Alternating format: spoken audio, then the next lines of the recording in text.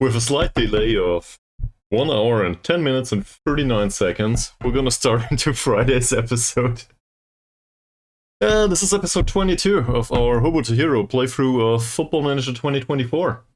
I guess it's going pretty well, as it's shown here. You can probably not see this properly because the league table is kind of behind my face up there. Anyway, we are top of the league. Who cares about the bottom two? It's Naga, UKS, and Peerless. So, as expected. Yeah, well, we did win last time out against Kuala Lumpur Rovers, who are a professional club, and we beat them by a 3-goal margin. So that was pretty great. Also, Chuchu decided he wants to be top goal scorer by scoring 3 goals in one match. I'm not sure what's going on there, given that Chuchu plays as an inverted winger on support duty right now. His long shots is crap, his finishing is bad. He even hit one of those, at least, with his left foot, I think. In fact, I want to watch those once more. Let's watch the goals in that match. Because I need to figure out what happened, and, well, watching the goals might help. Or not, I don't know. But reportedly, I went on and tinkered a little bit. So, Diego, formerly known as Diego Baggio Test, he plays a nice through ball here for Chuchu. So, that's down to him, the assist. And I'm definitely gonna use him in striker position going forward. And Chuchu, well, he put it into the back of the net on his weaker foot. Same here. This is basically the same model. So, we scored twice in the same fashion. That went well. In minute 52, we conceded. That wasn't the first chance like this. Azar is just a way better header. And, well, preferably stronger and a better jumper. Funnily enough, Amran gave it back to him. As you can see, Azar decided not to defend Amran's dribble into the penalty area, and he took a long shot. So that worked too. So I guess it's 50-50 in hindsight. That said, we should have avoided that goal, and reportedly Charanella told me that this was dangerous. I don't know. I obviously didn't recognize it back then. But overall, Amran certainly has an argument now for getting a second game, I guess. And, well, there's no notion of low consistency, so I guess we could do that. But on the other hand, our primary option there, Mod Hussein, is usually the one to go for. Well, not sure about his recent performances, actually. They weren't that good. Interesting. So, maybe we'll give Hussein 45 minutes and see what's going on later. I don't know yet. There's that. Next match is against Saints, so it doesn't get much easier. Saints are third right now. If we lose top spot. Yeah. If we get a draw, well, we will probably lose top spot too, given KL Rovers are on a pretty good streak. So, no pressure whatsoever. Also, this is probably... Let's have a look. We have 14 teams in the league, so 13 matches is halftime.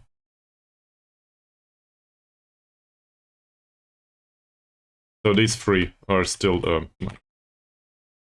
of the first half of the season. Sometimes words escape me. Yeah, so there's that. Okay. We also, last time out, we also got rid of 2 players in the squad. Transfers say nobody's coming in, nobody's going. In case they come and want to buy one of our players under contract, which won't happen anymore. There were offers for, well, there was an offer for €0 for Thomas. I think on second thought I could probably part with Thomas. I'm not really a big fan of that, selling a meme, but whatever. I guess we need to cope with players being replaceable overall. There's some players that I would definitely not want to replace, like Chuchu, for example. Given that last performance, maybe I'm too excited about it, but that's pretty great. Did I already praise him? Seems like I did. Yeah, maybe we also want to look at the report overall, from the perspective of other players. Saidil conceded once. 6.8 rating, that's not great. His passing was a bit off too. Don't necessarily need to replace him, but I think from the perspective of his promise,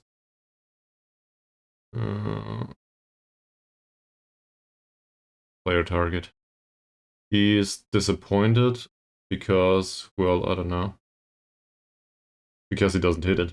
Sure. Oh, this is a training target, and it's Sainuddin. Never mind. Yeah, this is a match performance target for Saidil. I always confuse the two. There's like one is a youth striker and one is a goalkeeper. They are very unsimilar, other than starting the last name of a set.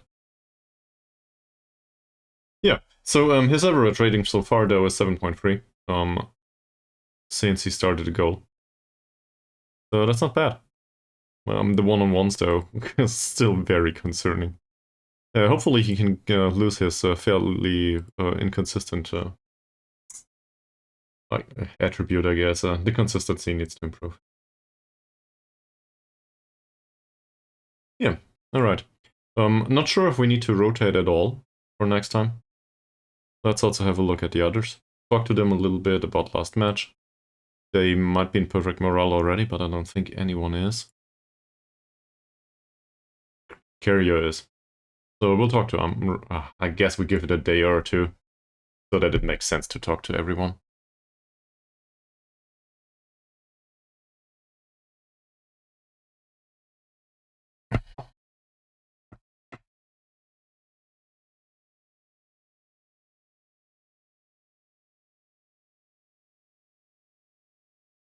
Yeah, Saints. I have no idea about Saints. Then again, I had no idea about KL Rovers, so maybe that's a positive. To be fair, we did beat KL Rovers at home. Maybe the Saints match will be much harder, given that it's an away match. Who knows?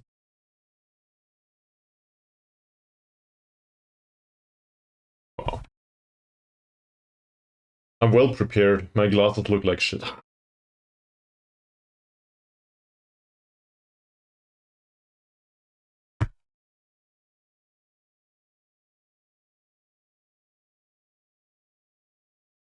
Okay, so expected goals story, the match story for expected goals is pretty good.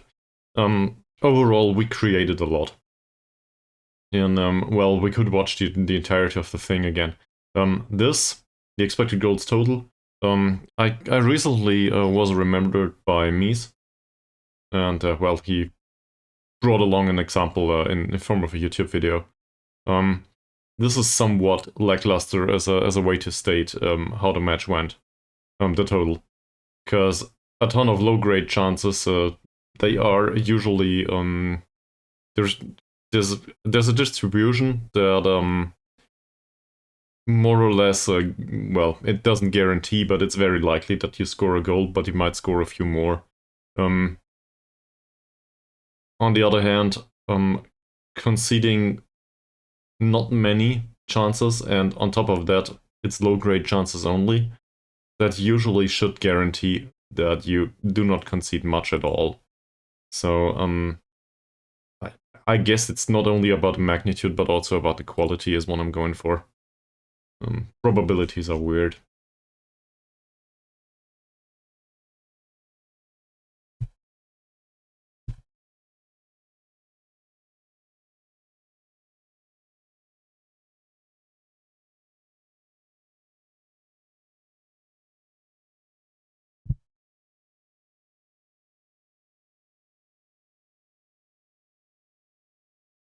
So I guess the question is, which kind of approach are we looking for? Obviously, want to create good goal scoring chances.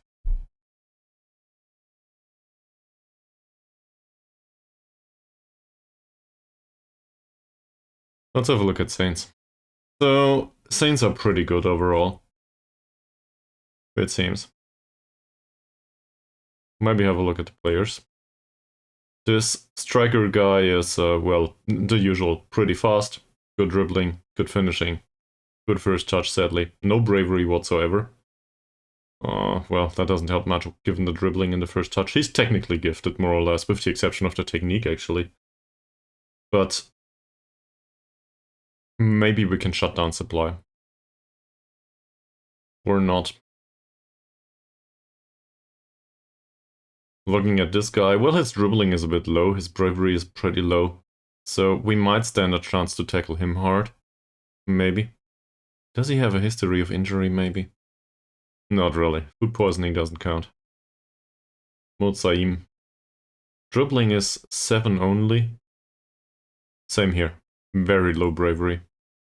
I should probably just have a look at the injury history immediately. Bruised ankle, that doesn't say much. What's with him, by the way? None whatsoever. So, I guess one weakness here is the dribbling of the wingers is a bit off. That's the first thing that comes to mind. Positioning apparently isn't great in the squad overall. Not sure if I agree with that. They have good composure. Create good chances from set pieces, alright. Which reminds me I wanted to change something about set pieces. I think we should probably give this to somebody else. Because I really do not enjoy setting this up all the time. That said, who around here has any idea about set pieces?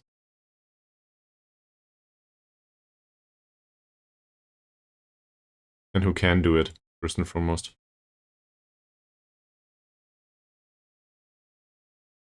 We can give it to Chironelli, Chris Kringle, and, well, basically every coach in your squad. Alright, let's have a look. Chris Kringle set pieces 1. Great. Sorry, Chris. 1 on Chironelli. This guy has 4. Gopal Mohan.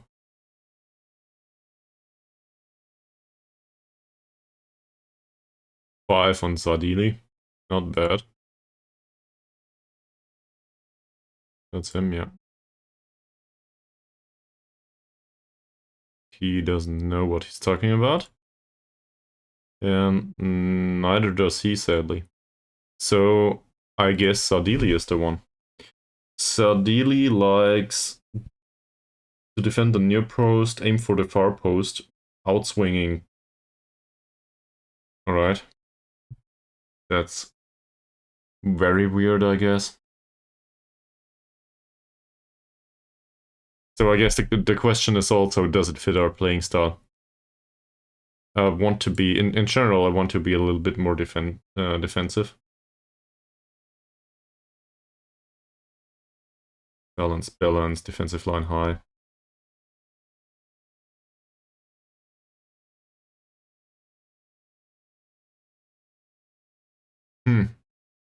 I want somebody to input a near post though. Guess I need to do it myself after all. Here.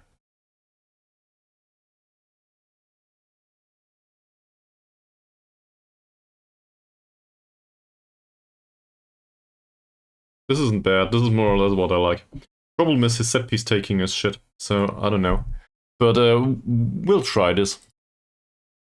We'll give set piece instructions to Nasri.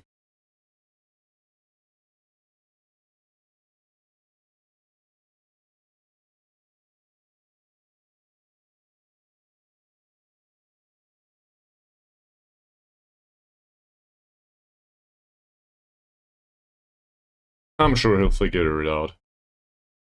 So we do not have control over this anymore. Let's just see what he does with it.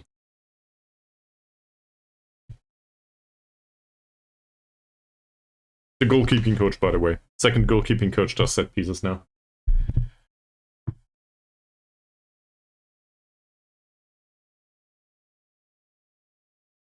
And if I find something that doesn't make sense, like a throw-in taker on the opposite side or something like that, then we can just take him off again. And, well, I will probably need to set it up again. That's not the worst, though. I want to try this feature at least.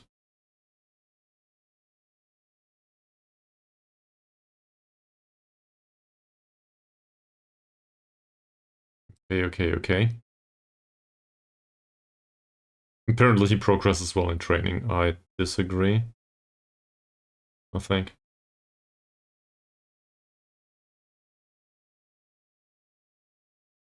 Not really technically gifted either, sadly.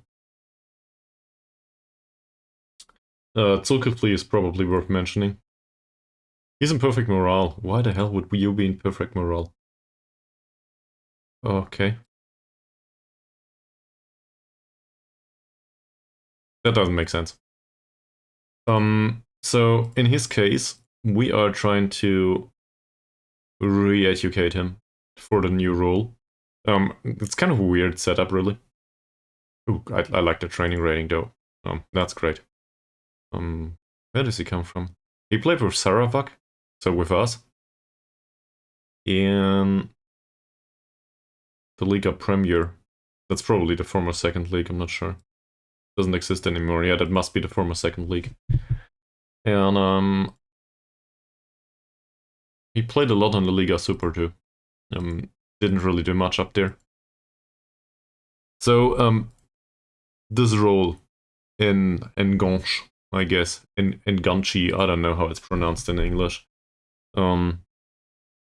This role contains dribbling, but in fact, the instruction on the pitch is to dribble less.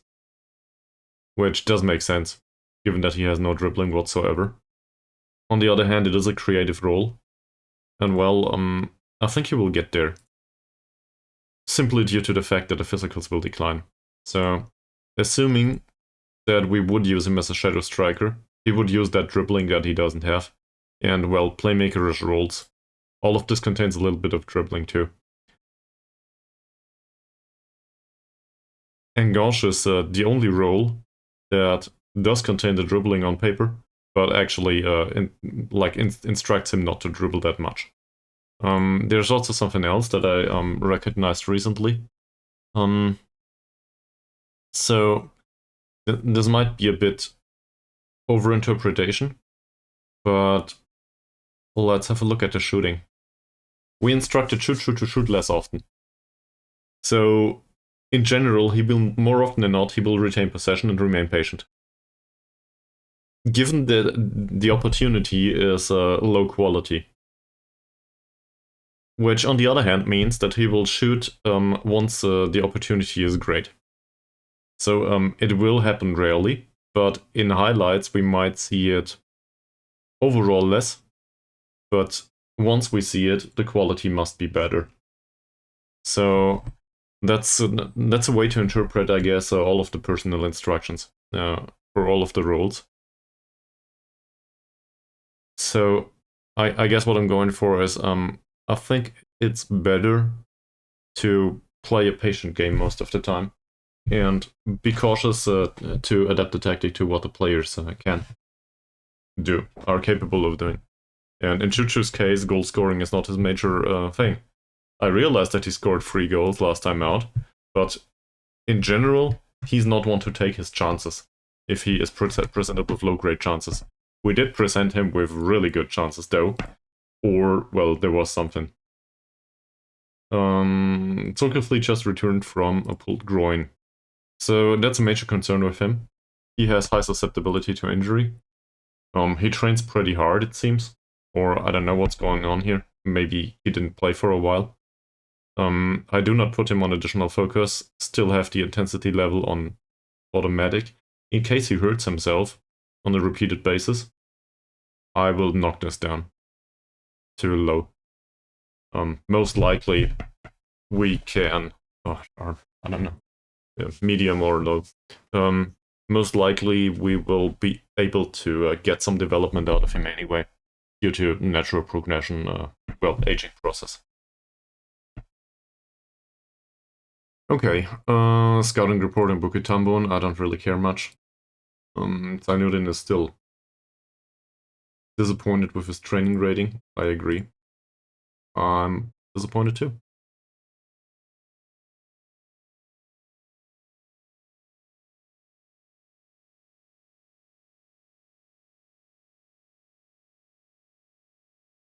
He thinks he's been training fine. Well, I don't. And for some reason, Dickie's training rating declined too. Not sure what's going on here. Well, I guess we didn't play him much recently. Wasn't really needed. Mazarin is pretty good. This is for the senior squad. We will not do it this way. There's a match on Sunday. Do the schedule for match on Sunday. Same here. I really like that team bonding in here too. Hopefully we can get the team cohesion a little bit up. We just got rid of a few players there, so that might help. 22, 24, squad's 25 players right now. And while one or two will probably leave at the end of the season. There's yet another schedule change here. We'll have our match on Sunday, thanks.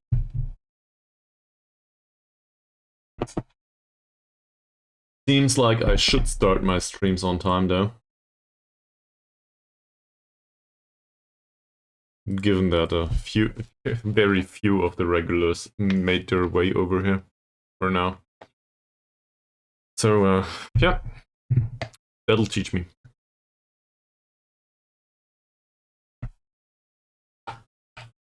In case anyone's watching this later on YouTube or something, feel free to join me on Twitch at some point. Or watch it on YouTube, I don't know. I guess YouTube comes with the added bonus that you can skip ahead. That's not too bad. Some of this stuff just takes time.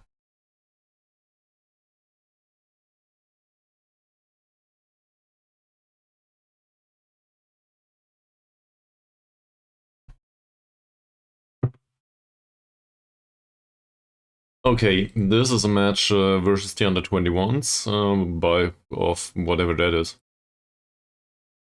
Sure. I don't know the club. Sorry. We have the option to make Saleh available. Saleh did improve a little bit recently, apparently. Not much, though. He is still a little bit out of sharpness, and frankly, we will probably not use him in the senior squad right now. Even if we do, he will come from the bench. So we will give him another 90 minutes. If we can. What happened?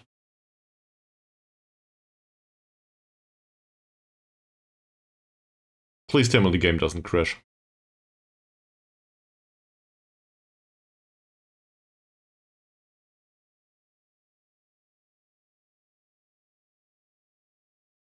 No, it works. Great. Yeah, one match for 90 minutes. Thank you very much.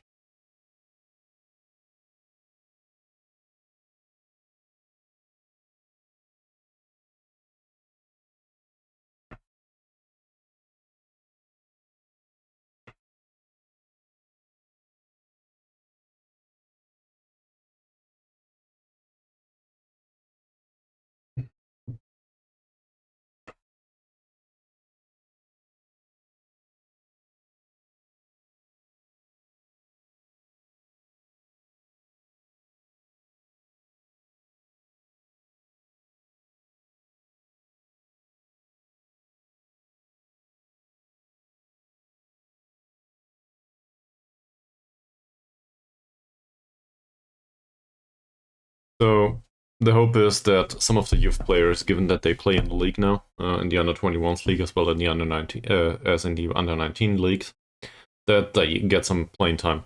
And that playing time, well, even if it's just the youth leagues, they might develop after all. We have pretty decent training. Coaching, I guess. We have pretty decent coaching standards at this point. I should probably show you, in case it pops up at some point. Isn't the overview somewhere? Should be.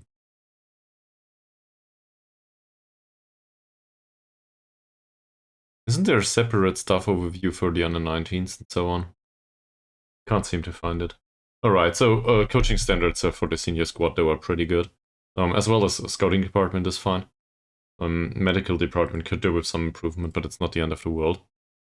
The under-21s coaching, I guess... Why do I find this? Here. The under-21s coaching isn't that impressive, but it's not horrible anymore. And the under-19s coaching... Same. Both could be better. But for some weird reason, the coaching staff of the senior squad seems to feel inclined to help with the under-21s and vice versa. In the under-19s... Where is this? In the under-19s, it is, well, the same. I accept that the goalkeeping coaches feel responsible for this. I have no idea what the under-21s coaches in general do here, but it's not like I'm complaining. So we get 1.5 star coaching basically everywhere, which is pretty great. Obviously I would want some improvement on top of that, but we will not get that. Not for now anyway. The coaches, we should probably have a look at that too. So we're in the middle of the season. On the other hand, maybe we can send a few, get in the qualification. He's still training there, and he's director of football, so he doesn't need to. Don't care about the scouts. What about him? Can't send him on a coaching course. He's probably already doing one. We can send Manran on a coaching course, so we'll try that.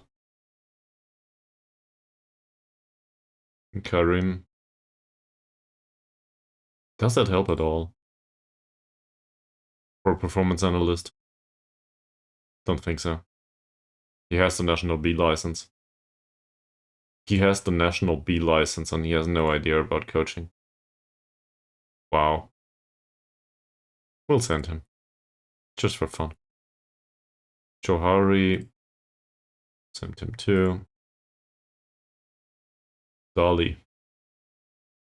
He's studying for one already. Mohan. I guess the amount of bordered crests is limited per day. Or per week or something. So we will need to wait a little bit with that. But in general, I think qualifying your own personnel is pretty important. So let's do that.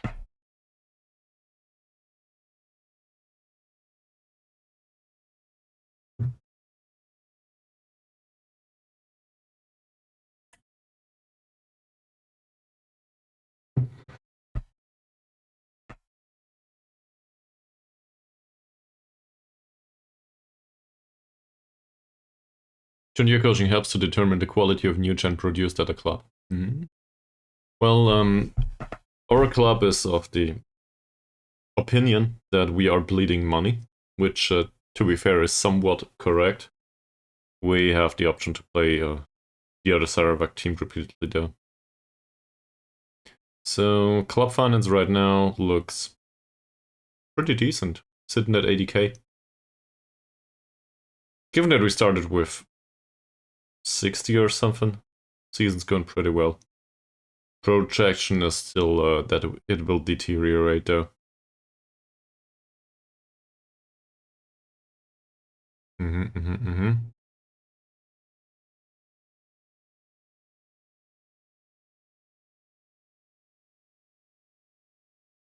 Well, the total wage cuts will probably come down a little bit. Depends. Some of our stuff is pretty expensive. Some of our stuff is working for €6 a week. I think it's one person that works for €6 a week. Still, that's pretty damn low. And I'd rather have a ton of those and deal with a little bit lower quality. I think the lower quality will probably be able to cope with. On the other hand, the players all complaining all the time.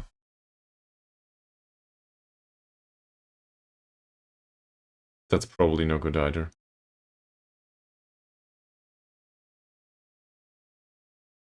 He's not interested personally. I guess that makes sense. He's a performance analyst after all.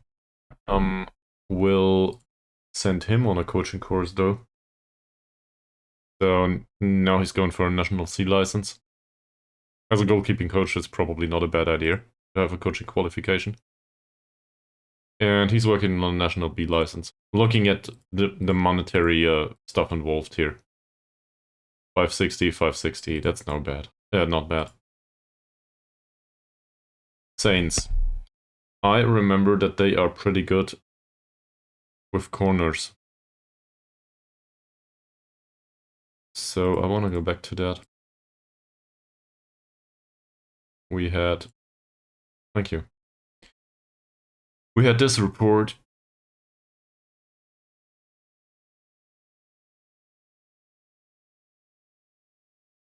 Well, they have a problem creating clear-cut chances.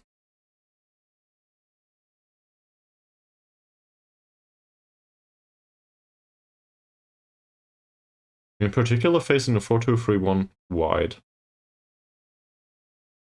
Don't know if this was us, but last time that this happened, they didn't do well. So, it says here, in general, they are strong with the set piece creation.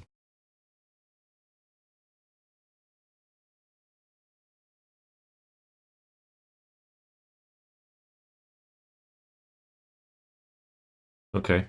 Apparently their near post corners are... The near post is pretty well defended in their setup. Well, we'll let that be determined by the goalkeeping coach. That does the set pieces these days. And apparently Ramdan is struggling for form. Well, hopefully we can extend that. Given that this is a no-way match, I think it's pretty clear where we're going for. We'll do out of possession. I really just want not to concede. Defending free kicks, yeah, that makes sense. Attacking free kicks, don't know.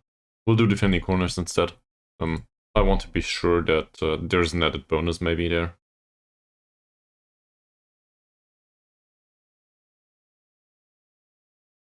And now, given that it's 2 days out, we might as well talk to the players about last match.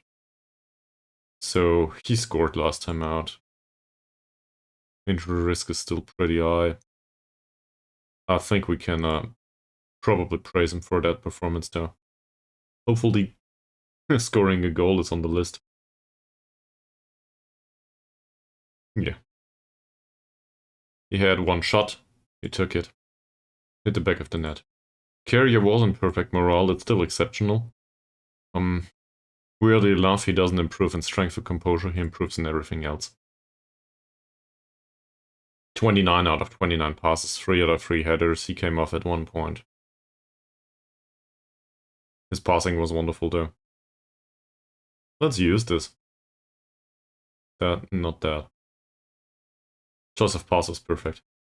There's no reason not to play him a second time. I think that's pretty good. So free, well... Do we have a replacement? Yes, Abdullah is available these days.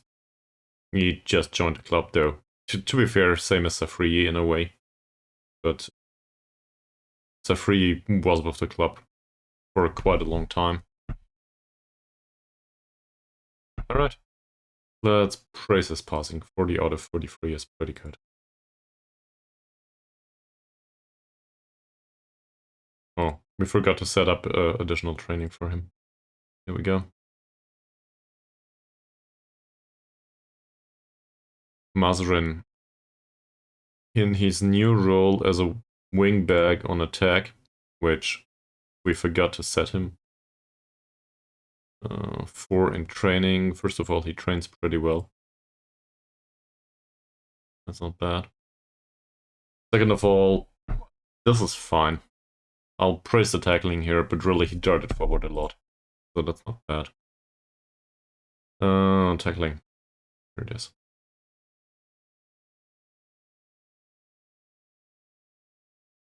Ankun had an assist, won his one tackle, had 4 out of 4 headers. We'll praise that tackle, that's pretty easy. Here you go. That works. Sophie. Contrary to morale, he was pretty good. 2 out of 2 tackles only. But, I don't know, he hardly made an error, I guess.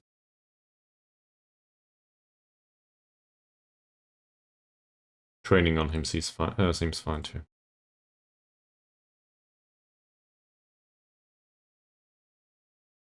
Aton was not exactly liked for playing Aton. He had 3 key passes. I think this is one of the occasions where I guess I can see why Mies would have wanted me to play somebody else, Bauru in particular. It's not like it was horrible though.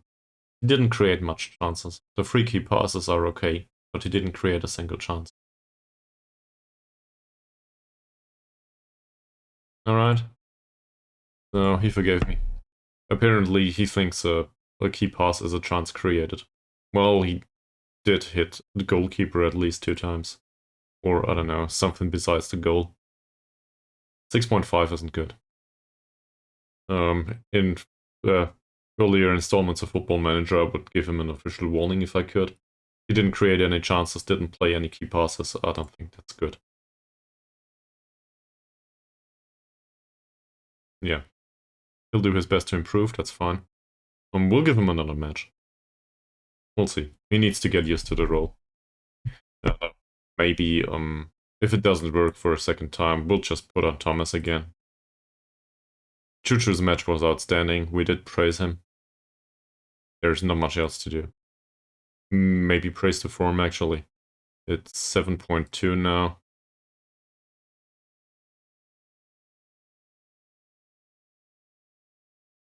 That match against Peloton was pretty bad. But overall, I guess we wait for another match. Once he has good form in the next match, that would get rid of the Bungaraya match from the 5 matches interval. Or bucket, I think. So that's important, and then we can praise his form. Oh, he's also in perfect morale anyway, so who am I kidding? It's not needed. He doesn't develop much as of playing forward. Also, he hates learning the new position. That's not good. Trading rating is a bit lackluster. His form, well, he provided 2 goals.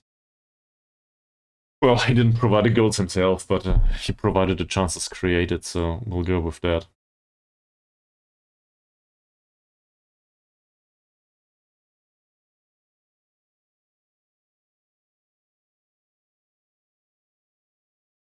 Yes, he played well, and he plays in an unfamiliar position, and he's still learning to probably play it. I'm not sure if this will be accepted going forward.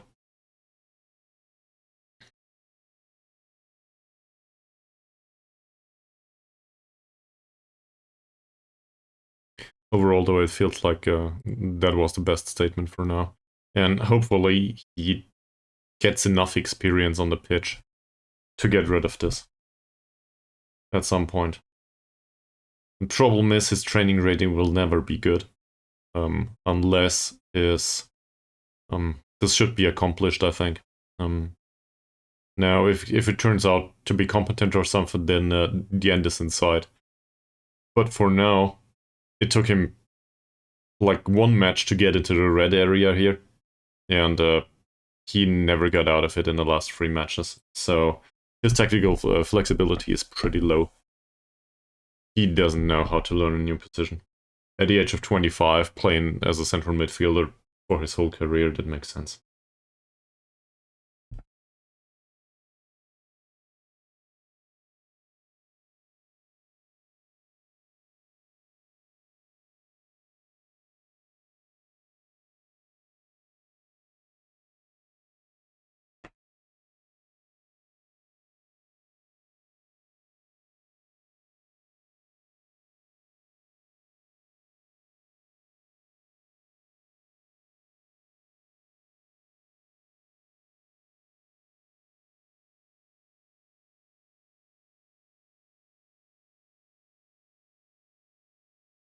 So, this is the first time in a while that I need to come up with ideas for the match against Saints by myself.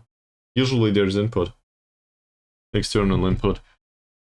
I don't know, it's a weird Friday. Probably has to do with the fact that I skipped my regular starting time.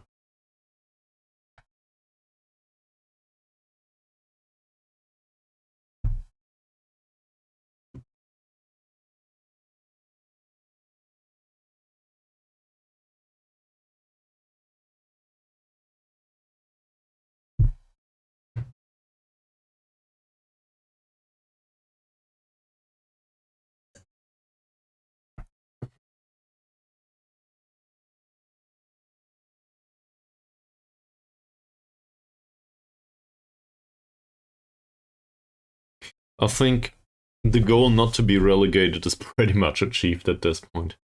And I think it was expected that we fight bravely against relegation. So, that's done. Now, the big question is, do I get this club promoted in this season? For some weird reason. That would be pretty great. Well, I guess we are top contenders somewhat, but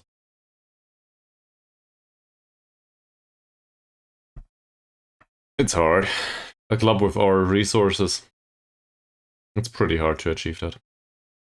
I also want to look into training performances, in particular those of players that were not in the first team last time out.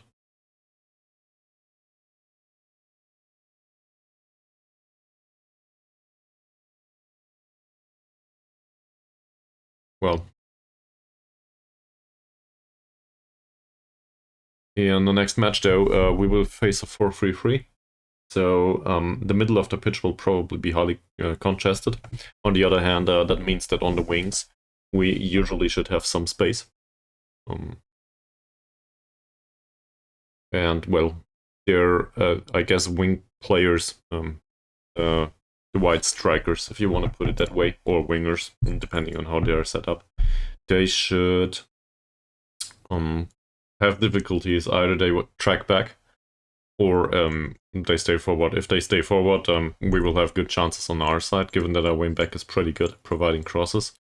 If and in general with he's also pretty fast, so he might be able to do his defensive duties on top of that. On the other hand, if they track back, we basically have him cornered, so that's not bad either. The basic dilemma of an overlapping wingback or fullback. I guess, formally speaking, it should be a fullback, even though we use the wingback role.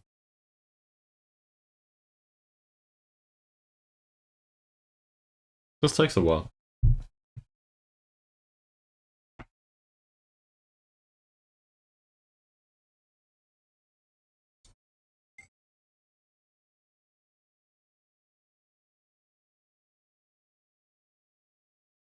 Here we are. And I have some water.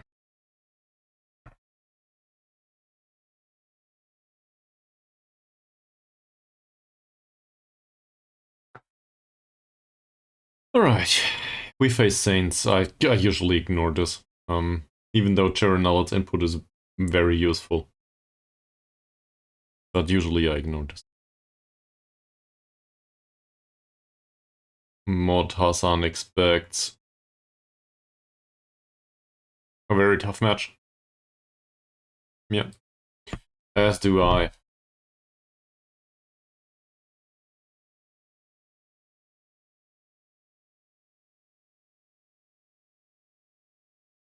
And Mr. Aris is in a pretty good mood, considering Cherenal's comments. Sadly, he will not play. Or I guess there's not much of a reason to put him on the pitch. On the other hand, Zaidil's performance wasn't fantastic recently in the last match. He did concede a goal.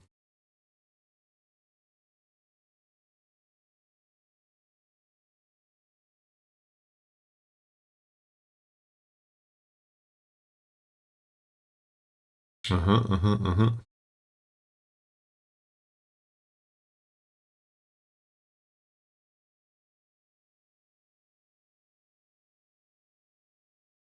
Yeah, he played in the last 3. So we could switch this, but he's not really in a good shape. Sharpness is low. Also, he's on his way to retirement. That's probably the biggest concern here. I think that the low reflexes are bad too. But I really want to have players on the pitch that, well, are still available next season, I think. Amran did score. We will throw Ishak off the pitch, well, off the team actually. Did he? I think he made an appearance last time. Yeah, he did play last time. 12 out of 12 passes. That's not bad actually. I think you can praise that.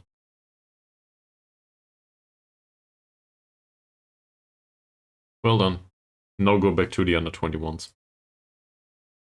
That or I guess you need to train better.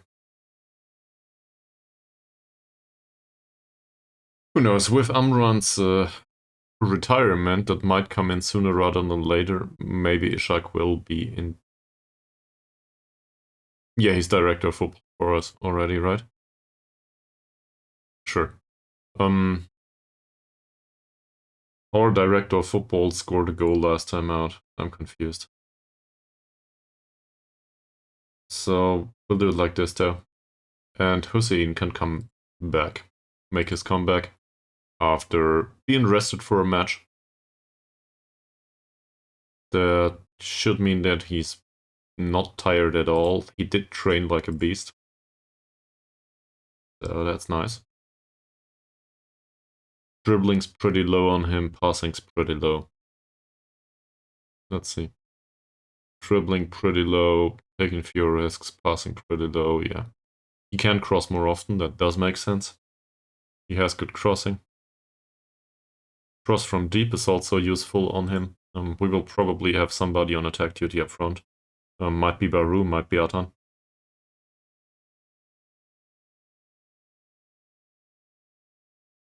And holding position. Well, that would make sense in particular if he had good defending. He doesn't. He has good pace and acceleration to cope with it though. So I guess that's a major concern for him too. Forget about the long throws. He needs better positioning. I also think we can't forget about the off-the-ball movement, the dribbling and all of that. We can cope with that. We cannot cope with him being bad defensively. So some defensive positioning makes sense here. I realize that there's other stuff on him that is not great, but I still think that's a major concern here. Okay. Fine. There's that. Ideal, as I said, I don't really think it's needed that we replace him. Mod Hussein is clearly the better player in comparison to Amran.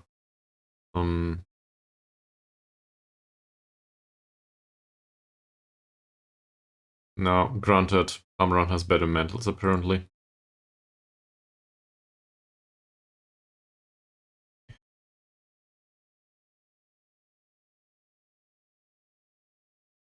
In fact, it's not as clear-cut as I thought. Maybe I rely on the star rating too much. He is considered to be a regular starter. He is on a non-contract with us. He gets paid 120 euros. Shall we make him a squad player instead? He wants to be an important player. That does work for him though. And he still wants 120. So currently he earns 120 and 15. We'll try to knock this down to the 15 for unused substitute. It's for the clean sheet. Okay. So we'll get that away.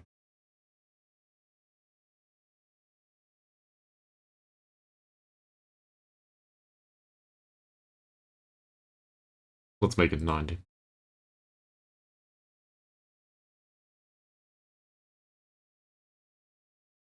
Well, he's still under contract. Transfer window's open, so this is pretty risky. Somebody else might come in and offer for him. But that will save us 30 euros a match, so I'm perfectly willing to do that. That's the wrong player. Where is he? Mod Hussein. So let's change this offer. He probably doesn't care about this. He does. Okay, great. So maybe he doesn't care about the clean sheet bonus anymore.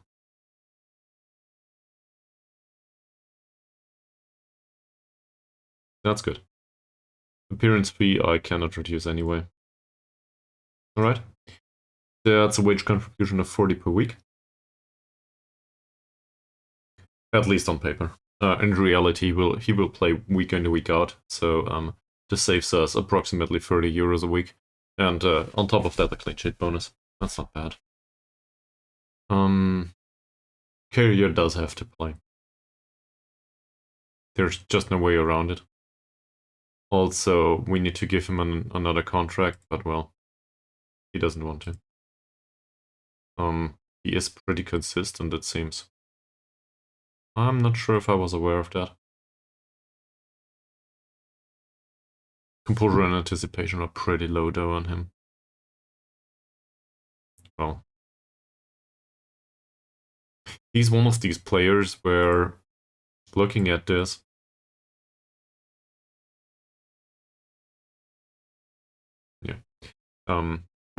it feels like he's very focused on these attributes, and there's just nothing to be done about the ones that are missing.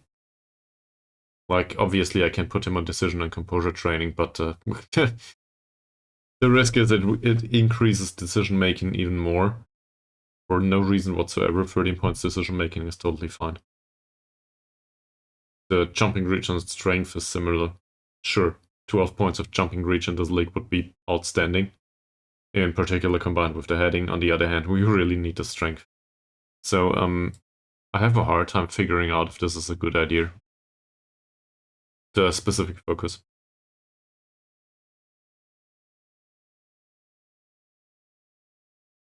I guess I'll take it off.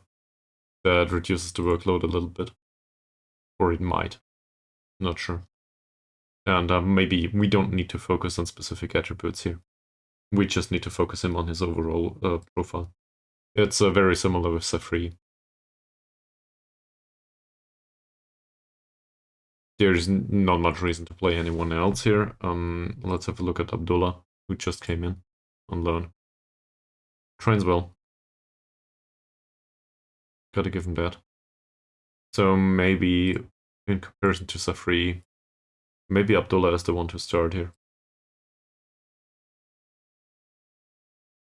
Yeah. He's not on a heavy match load anymore. And there's barely a difference in terms of tactical familiarity. Mazrin is not debatable. Neither, I think, are Ankun and Sophie. I guess there could be an argument against Ankun at some point, but not after a match like this. That's pretty good. Same with Sophie. Atan didn't have a great match, so I will follow Mises' comment last time out and put Baru on the pitch. Hopefully he can appreciate that, well, in case he sees this video later on. I'm not sure. That said, his training rating is, it's okay, but somewhat lackluster. On the other hand, I like the fact that there's still improvement. Overall here, in general, Baru feels like somebody that improved a little bit.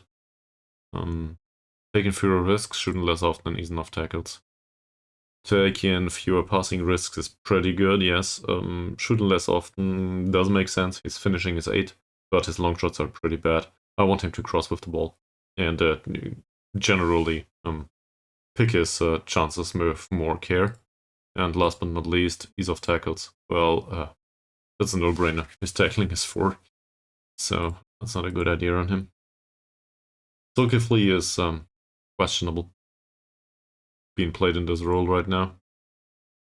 He still needs to adapt to what he does over here. On the other hand, if we don't play him like this, he will never get used to it. And given that he's 36, he needs to play in time. He needs to get back into shape. That or we will have a hard decline over the next half a year. Choo Choo and Diego, there's no reason to pull them off the pitch. They are doing just fine. Well, Diego's performance in training is not good. But that's just due to the fact that he hates learning a new role. And, well, on the bench, I barely have a choice. Killeen could come along, but Killeen is not a good defender. On the other hand, did he train better than Suleiman? No, he didn't. Suleiman's pretty great. Let's say both are lone players from Cushing. Taib does way better than Thomas, I guess. Let's have a look at Thomas. Might just bring along Taib instead of Thomas. Yeah, let's do that. Let's have a look at the skill levels first, though. I want to be sure about this. They have a pretty similar profile. Taib is a bit faster. Overall, Thomas seems to be more gifted.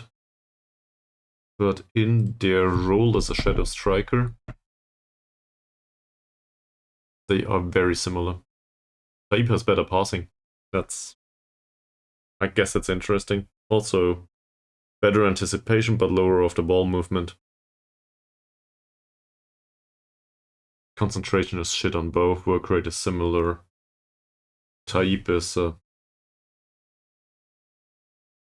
faster to be out of breath. But I will not play him for 90 minutes. I will play him for a few. Thomas isn't good morale though. Nah. Did we guarantee Taib some playing time?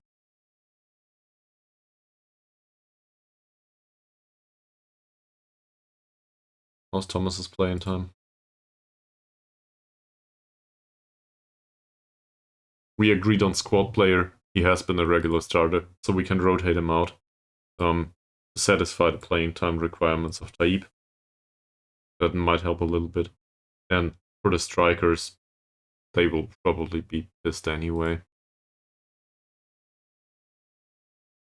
Breakthrough prospect, yeah, well.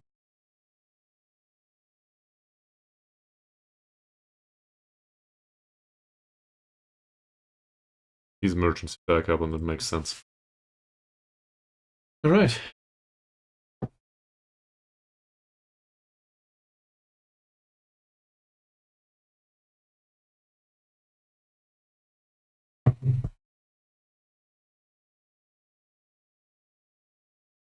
We did scout Saints again. Any potential loan target will be in the scouting center, which is none. None whatsoever. We know about 35 players though that would be willing to join us, and all of them are trash. With a notable exception, maybe. Wow. Just me. Wow.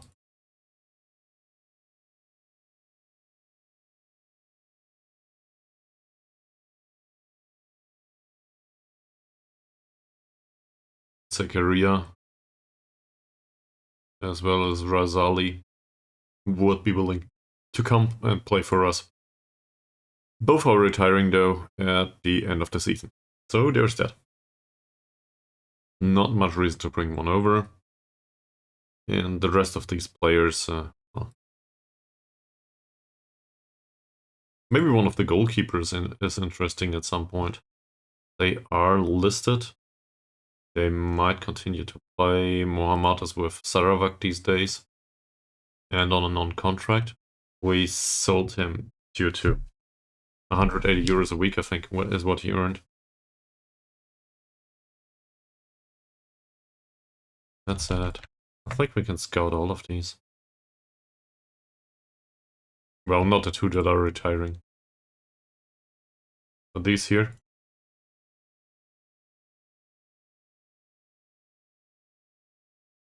Let's scout him for another week and see if any of those are any good. He'll leave on a free transfer too.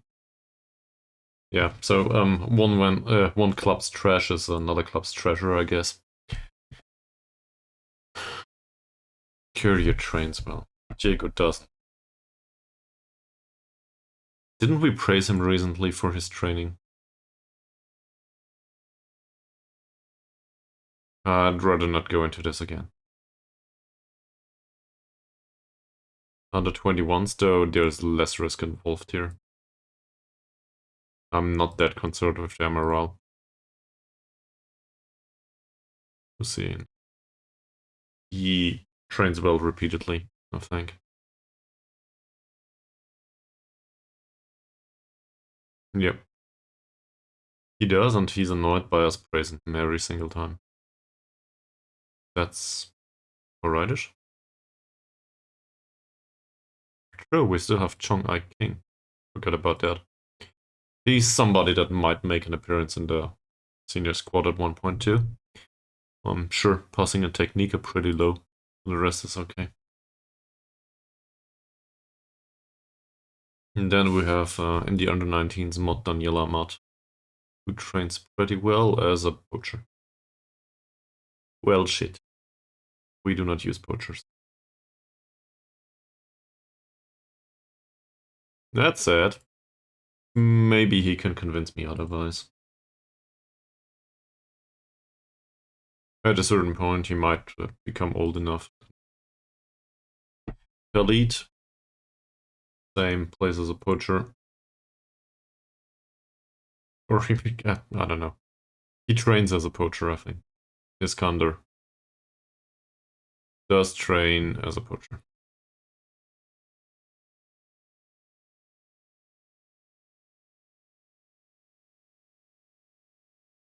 There's hardly anyone in the under-19s that doesn't.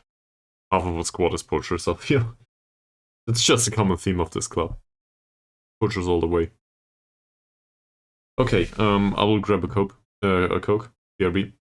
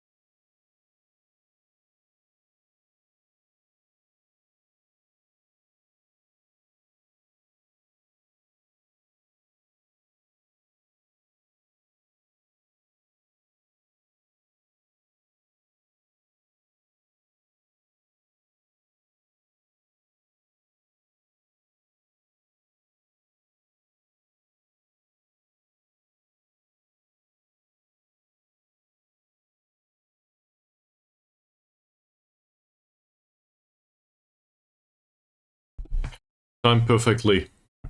We skip towards the next day and, well...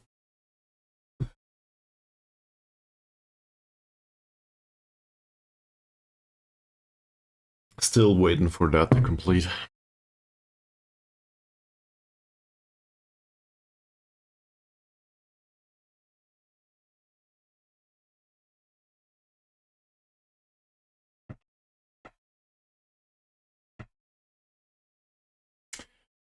Given that I have some time here, I'll do a random ass announcement on top of that. I did fiddle with Stream Stickers text-to-speech feature recently. So there's an option to include a co-host actually on a stream, or some sort of sticker that reads whatever well, the person typing in the text provides. That said, the minimum payment for one of these is 100 bits, so €1. That might be viable for other streams, but not for me. I had a look at it. Overall, and this is it's not much of hotel. Overall, the person that spent the most on stickers, and the only person that spends on stickers on my stream so far, spent like the equivalent of $1.30 or €1.30 or something. Forget about the exchange rate for a while, I'm not sure. I guess it's paid in dollars. So that's for 130 stickers though.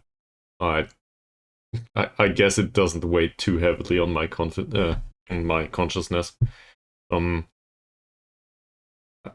I would like to use that feature, but for 100 bits, that's a bit excessive. I think I enabled it still, but well, do not expect anyone to use it. It was fun fiddling with it though. And well, in case anyone's interested at some point, if it persists in the future, there should be Fiona the football now that can read messages for us.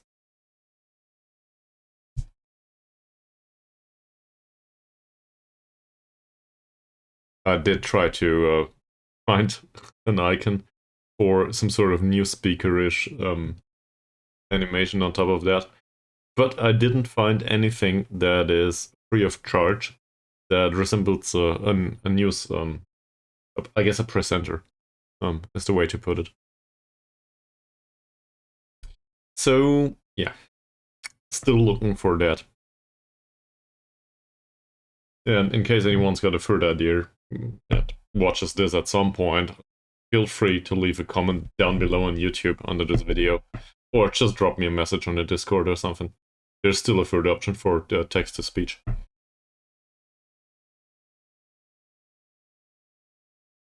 Also, in general, I'm open for suggestions for other stickers. Yeah, you joined right at the correct time. Also, welcome back. No real life football today. Well, I think there's a Premier League game today or something. Something happened. Well, in that case, welcome to the weekend, to the Christmas weekend, and I hope it is a good one for you. It was, don't want to exaggerate, but it was pretty lonely for the last hour. It depends on the gift. I got mine already. Some of them anyway. I'm pretty happy with it.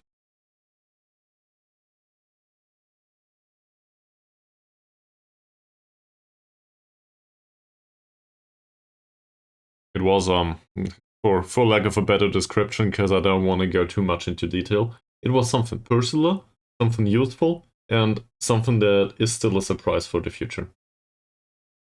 Well, maybe. I guess if he scores another hat-trick against Saints, I will probably mark him a club hero at this point. On the other hand, he already has a nickname, so that's probably one of the major, like, honors. Honors is the way, the word I'm looking for. It's one of the biggest honors in the club. Having a nickname, right? Okay, Lee Yun Guang has signed a contract. And that new contract is do not get paid anymore. I'm okay with this one. Gift Orban?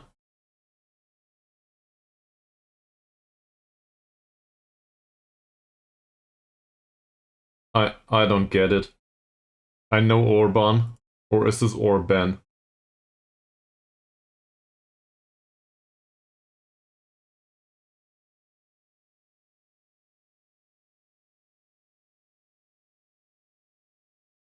Well, anyway, I don't get it. You probably need to explain that to me. I might be a little bit on the lower side of mental capacity today.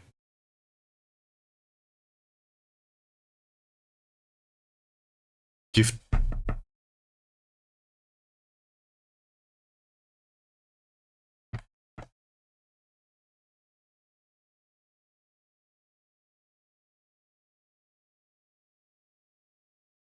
That's a 21-year-old Nigerian striker with Ghent.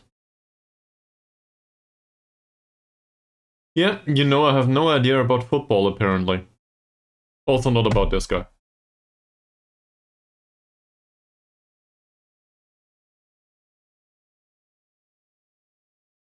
He was sold for 3 million. How's he doing these days? Is there, like, I'm sure there's a match going on or something. Can't play in these days? I see. Um, okay, yeah, I didn't see that. You have me at a disadvantage. As always, I have no idea about this guy. Let me guess, it's some sort of hero story. He made it from Nigeria all the way to Belgium. Yeah, Belgium.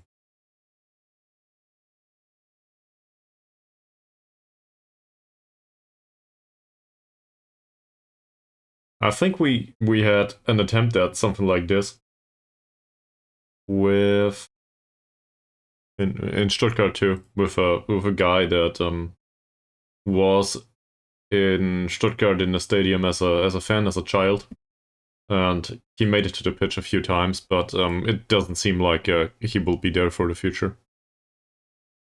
Oh, oh, not bad. Okay, so we are expected to play defensive football and ease of tackles apparently. Um, on Chuchu. Chuchu does ease of tackles anyway. Chuchu does ease of tackles anyway.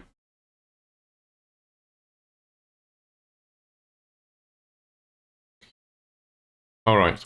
Well, good for him. So, for the next match. Let's have a look at this team. So, we know that their striker is pretty good dribbler. Sadly. We know that he's not very brave. We know that he never got hurt. I had a look into his injury history. His passing's shit. His composure is somewhat low. And he's a lone striker. On a lone striker, I think we can probably trigger the press most of the time. Try to force him into conceding the ball. But with that composure, it's not that horrible. And his first touch is pretty okay. Tight marking is a no-go. The off-the-ball movement is too good. He's pretty good in general. Agility, acceleration, pace, is all fine. Hard tackles, I don't know. In fact, I'm quite conflicted on the entirety of this. Chances are we will close him down anyway, so let's not do an additional instruction here. The players need to decide for themselves. This guy's dribbling's pretty bad. Crossing's good though. Dribbling 6, bravery 1 to 3, strength 4. This is a hard tackle for me. I guess I would want dribbling that's even worse, but it's not there. His long shots are pretty good, sadly. In general, his first touch is pretty bad, his technique is pretty bad, so this is a case of closing down for me. Hopefully we can force him into conceding possession more often than not. His passing's good too, his crossing's good. I'd rather show him to the weaker foot, but it will not make much of a difference. This is a dangerous player in general, but on the other hand, he has notable weaknesses. Saim, on the other hand, dribbling is 7, but this guy's bravery is even lower. Composure is pretty high. First touch is not great. So even though he has the the mental fortitude, I guess, to have a decent first touch and to play a possession pass afterwards, it feels like we can get the ball from him sometimes. He's also he's likely to be alone up front. I don't know what kind of role Ramlan plays. Well, he might drift forward. It says fullback on defend here. Not sure yet. In case he's supported up front, Chuchu will have a fun game, I guess. So, seen from that perspective, we can still try to close him down, even though the composure on him is pretty okay. And the hard tackles are still an option here, I think. With 7 points of dribbling, the tackling of our defenders is usually pretty good. So that should be okay. Tight marking, probably not a thing here. Shall we show him to the weaker foot? Yeah. So on the left, that would show him inside, and his passing's pretty bad, same as his long shot. In fact, it's probably not. It can't get much worse. Safian, dribbling's pretty low, bravery is pretty low, strength is pretty low. He does have a reasonable first touch, and the composure is okay. So not a case of closing down, but definitely a case of hard tackling for me. In central midfield, he will be faced with our playmaker, which is Ankun. Ankun's tackling is somewhat lackluster. Still better than this dribbling, though. So Ankun should be okay here. Tight marking, probably not a good idea. His off-the-ball movement is 7. Ankun's marking is 8. 5 points of strength. Positioning is 6. 1 point of strength. Off the ball movement is 7. So I guess we mark him. Just because Ankun is better at marking than at positional play. I'd rather for him to be marked in that case. That said, acceleration and pace are 12 and 10. He's also pretty agile. How's Ankun in comparison? Pretty fast and also somewhat agile. So he might stand a chance. I'm not saying it will work. He might stand a chance. This guy's dribbling is shit. Bravery and strength too. He does have good first touch. Same here. Hard tackle. Off the ball movement's pretty low. So I guess the question is, how is Sophie's marking and positioning? Same here. His marking is better. He is somewhat fast. His tackling is pretty great. 5 points of strength on him, whilst he has 3. So we will mark him tightly. And the closing down wouldn't work anyway. Composure's pretty okay. First touch, but passing and technique are pretty okay. I think an argument can be made that he shouldn't be closed down anymore. Because we need to focus on the rest of them afterwards. Once he receives the ball, that is. But I don't know. Let him close him down. Rules D. Same here. Dribbling low, bravery low, strength low. This is a common theme for all of them, it seems. First touch is pretty good. Passing's pretty good, sadly. Off the ball movement's pretty low. We do have a player in attacking midfield. That player in attacking midfield is not a defensive player, though. On the other hand, Zulkifli has 8 points of tackling. His marking is 7, his positioning is 7. That's not horrible.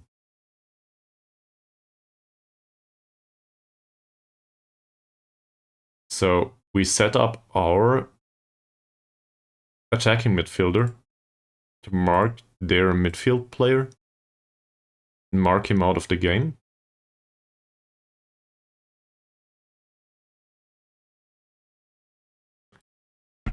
And we can do some man marking on the other two too. So let's get back to this. Ankun is on the right, so he marks Safian, that is on the left.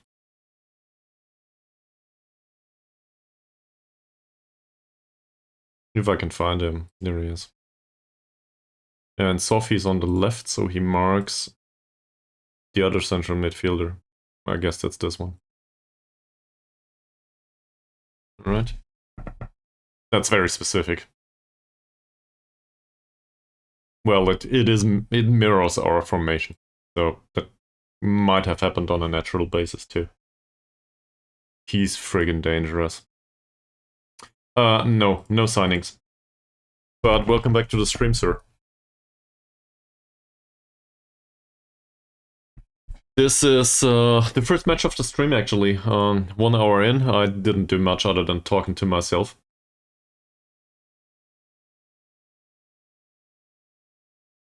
I also fiddled with stream stickers today, just to inform you, Chair Nullet. I do not expect you to use this, to be abundantly clear about this. There's a new text-to-AI feature on with stream stickers, and I set up a talking football named Fiona, I think Fiona the Football or Fiona the Football. So you should now have the option to use text-to-speech, and there should be some sticker of a talking football. It's not great, though. Like, I just wanted to fiddle with it. The thing is, I cannot reduce the price.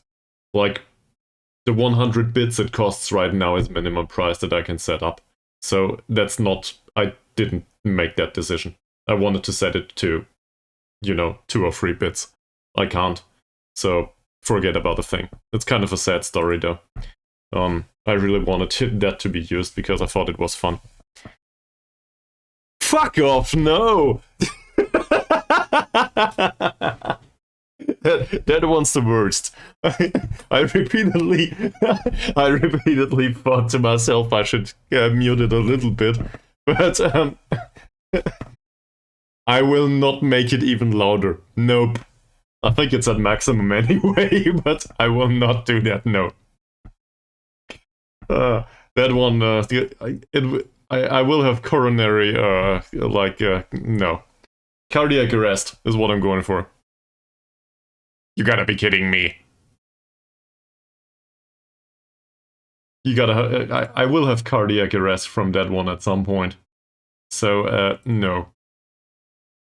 Definitely not doing that. I think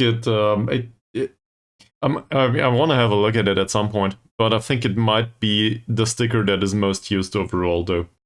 Given that there's, like, a ton of people besides you, Charonella, that use the stickers at all, that tells you something about you yourself. Don't want to spoil all of the statistics, though. Okay, we should probably also tell them not to close down, or not to mark tightly specific players. This guy is friggin' dangerous. I don't know what to do with him. Other than showing him to the weaker foot. Good passing. This is, sure, I will blame Chuchu. True. No, I guess you are correct. Scoring 3 goals, that was pretty great. It will not repeat itself, though. His passing's 5. Do not mark him tightly, let them play through him. His passing's 1. That's even worse. He has horrible first touch on top of that. No technique whatsoever. His is slightly better. So if we want to win the ball from somebody, we trigger the press on this striker. Ramlan. Don't know. It's... None of this is great, but none of it is horrible either, right? So... we keep it like this and maybe show him to the weaker foot a little bit. And the goalkeeper? Well, the goalkeeper's first touch is shit. Overall, though, this is pretty well-rounded. Positioning is a bit off. So, we might just stand a chance of getting, catching him out of position. Overall, though, I don't think there's much to do here. Team selection I already went through. No comment on that. Let's just say somebody might be on the pitch that, well, was left out last time.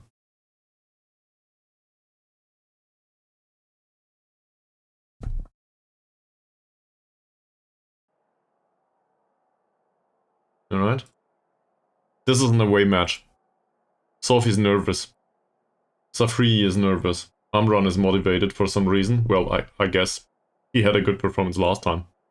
I replaced him though. But that's not what the one I'm talking about. I was talking about Baru. Baru will be on the pitch for the first 35 minutes, if I can help it. Yeah, hopefully he doesn't hurt himself. We can also go for revenge once again.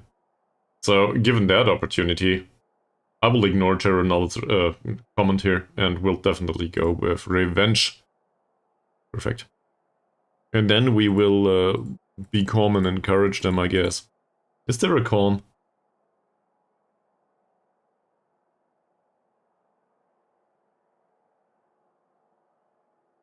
There's just cautious, is there? Cautious and reluctant. No calm. So I guess we do cautious. I didn't want to do no pressure on all of them. Yeah, and as an individual talk, that feels a bit too much. Also, there's a football match and I do not have chocolate. Oh, I can't stand, right? There it is. Way better. Apparently it is Swiss. I don't know. It is Swiss chocolate. How do you translate Edelschokolade? Edelzartbitterschokolade. It's a very noble... I don't know. Chocolate that contains chocolate and not only sugar. Well done by Mazrin. Nice tackle.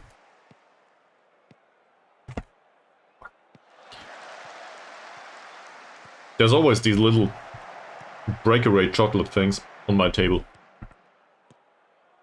And then later on stream I recognize, well, there's like this brown smearing all over my face or something. I should probably pick something else to eat on stream. Or nothing at all. Don't let him shoot. That's better. Also, Saidil learned how to teleport. Baru on the idle car already.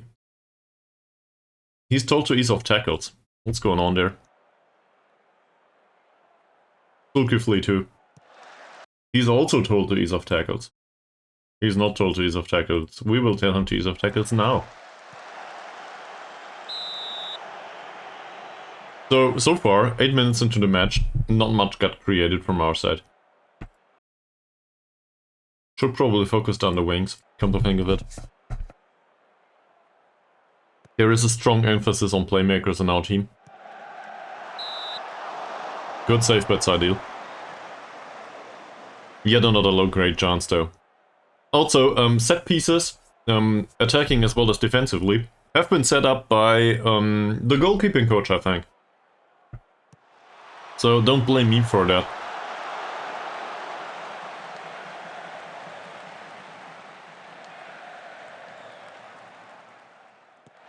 You know, Saidil, you were explicitly told not to do this.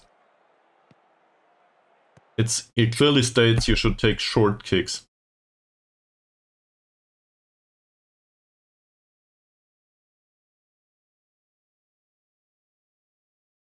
Do we play out of defense? We don't. Not sure what's going on here. Didn't I set this up that way? I thought I did. So, my criticism of Saidil is not warranted right now. Abdullah intercepts well. Diego, will there be a penetrating pass? That's not penetrating. That's a possession pass for Baru. Oh, nice one. Very nice one. Both on a yellow card, doesn't matter. Fulkifly with a goal-scoring match. Second attempt. Well, I guess second match. But the first attempt in this match, he definitely put into the back of the net. Ah, well.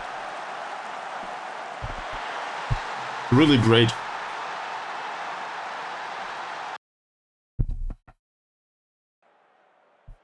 Also, slightly concerning that they concede with the first attempt. For them, not for us. On our side, we are pretty happy with that.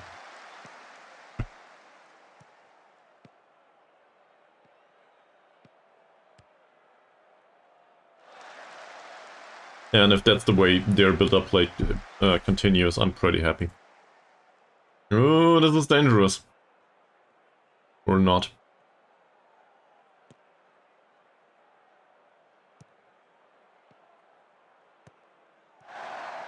That's fine.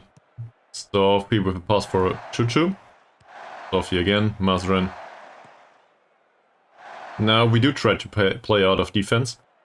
Seems to pull at least a striker. So maybe Latif will be tired at some point.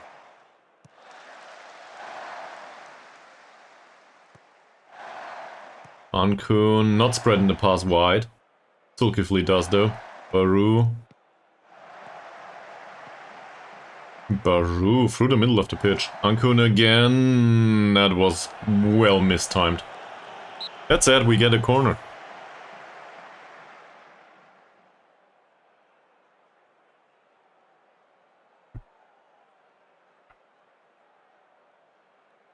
Choo-Choo with the corner.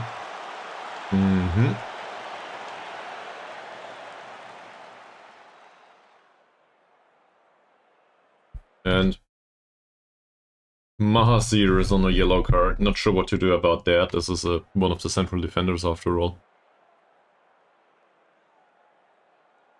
We should play Diego in another position. No! We conceded after a set piece. I shouldn't have let the goalkeeping coach do those. On the other hand, not sure if we would have conceded or not otherwise.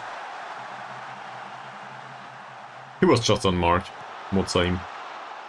And, well, I think Saidil could have done better here. Not sure if he saw the ball soon enough, but it feels like that shot didn't have much of, it didn't have much pace. It was well placed though.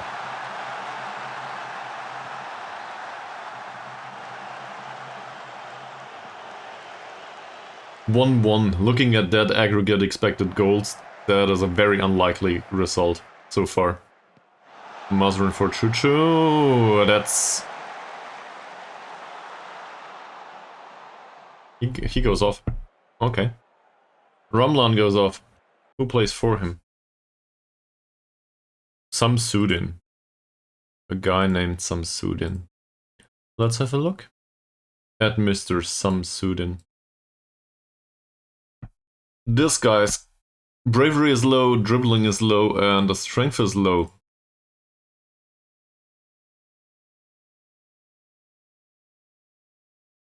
Left side is Choo-Choo. Choo-Choo is not on a yellow yet.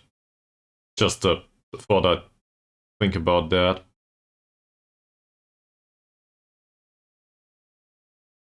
His opponent is though. So I will take the hard tackles off of Rosdi, because I do not want Zulkifli to be thrown off the pitch immediately, even though it makes sense in general. Samsudin... First touch is okay-ish, composure is okay-ish, crossing is pretty okay sadly, tackling is pretty good. We'll show him to the weaker foot. His passing is pretty low, so I do not think we need to mark him tightly. He's also pretty damn slow. That is a major concern, I think, for them.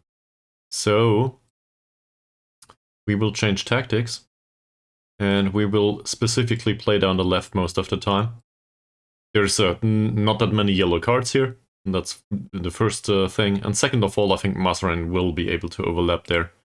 In fact, we should probably focus on that. That should put the defender under a lot of pressure. Well, it was a creative pass by Mazren. Didn't work though. Ankun loses the ball. Sophie does not lose the ball. Barrier. Baru. That would have been the option to go all the way through the middle. Ankun again. Down the wing. Mod Hussein. That's a cross from deep, obviously. Well, that followed tactical instructions at least. So I'm okay with that. Anyone saw anything that I didn't? Something that needs to be changed? He's nervous. Why the hell would you be nervous? This is just... It's a match against the third spot in the league. Ah. Ramdan fouled Zulkifli. Zulkifli, yeah. I'm always confused about his name. Baru with what a dribble. Didn't hit the back of the net though. In general, he's apprehensive, the rest is nervous. Can we tell them not to... Can we tell them no pressure? These two at least. We'll tell everybody no pressure. I want to find out. Hopefully, some of them are overwhelmed. Sophie is pressured by the feedback, no pressure. Thank you very much, SI. I have no idea what's going on there. And there's another corner.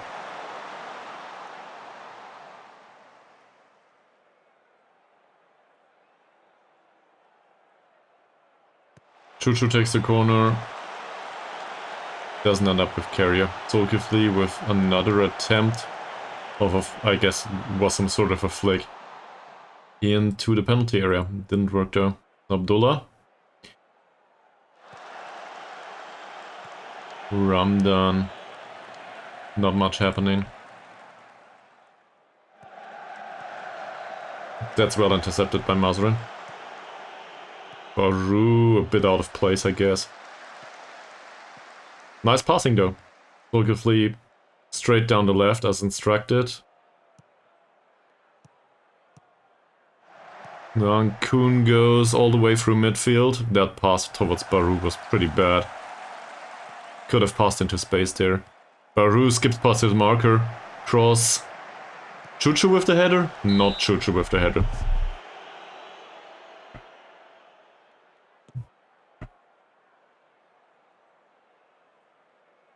I guess some of them reacted positively. Chuchu with the corner.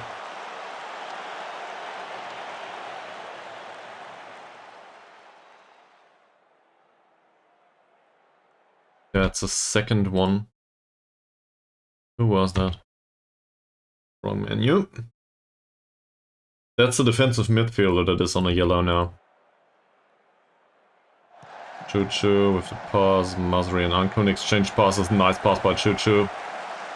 And that got lost by Zulkifli, sadly. Can we close him down, please? Apparently we can. At least for now. And Masrin's defending is great. Ankun. Oh, he didn't find an option on the left. I think that's my fault. Ankun again, carrier. Sophie. Closed down by at least two people, seems. Diego. Nice penetrating pass by Diego for Baru. That's it. Yet another goal created by somebody that doesn't belong in a striker position.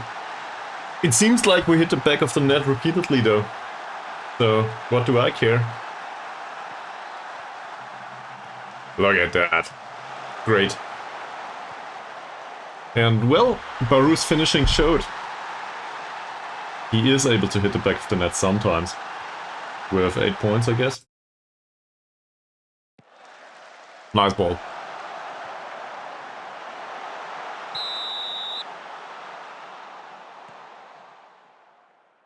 I'm also pretty happy with the decision to play Baru as a winger on attack. Or in particular to play a winger on attack on the right side. That does seem to work. Oh, come on, Chuchu. Don't do that. 26 points now. Saints at 21. Can we retain that? Carrier with the attempt to pick up his own defending. Oh, nice ball for Baru by Carrier. Didn't expect that for sure.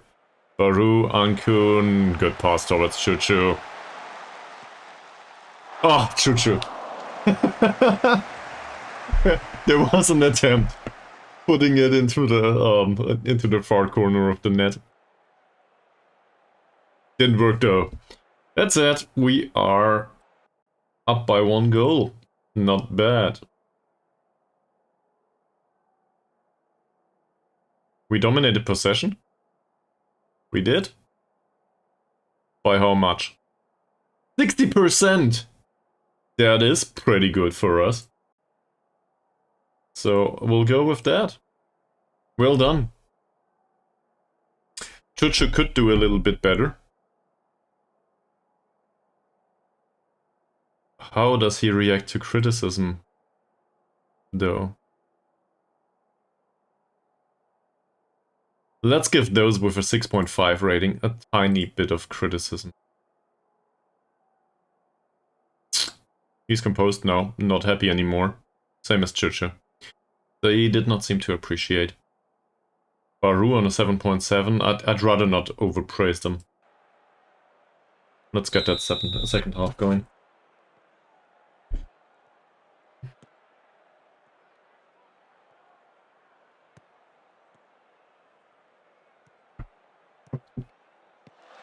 Sophie Abdullah. Oh, that was a bad pass.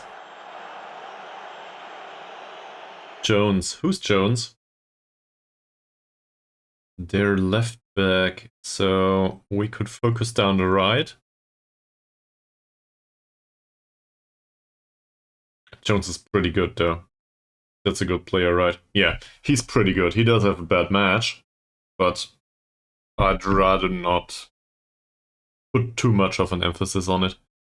On the other hand, his pace is 10 and his acceleration is 7, whilst Baru has 11 pace and 12 acceleration. We could try to go down the right and force him into more defensive situations. No overlap though.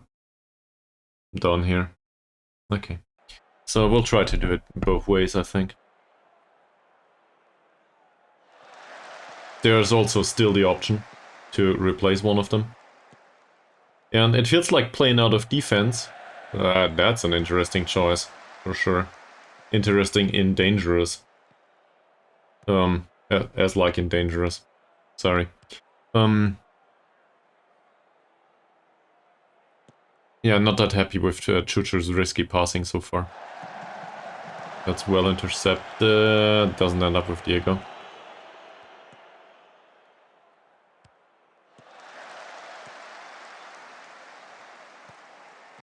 Is this Chuchu? It is Chuchu. What's Masrin doing in the middle of the pitch?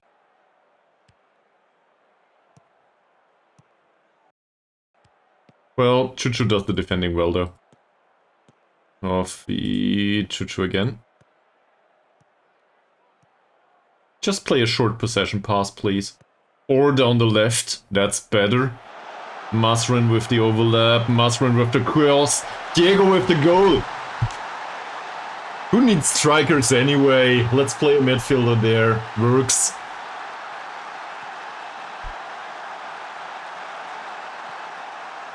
What a cross though.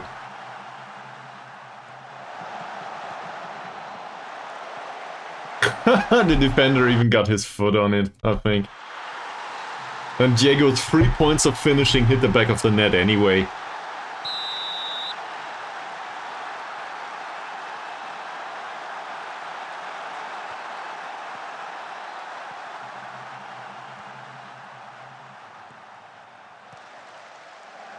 That's a hopeful effort.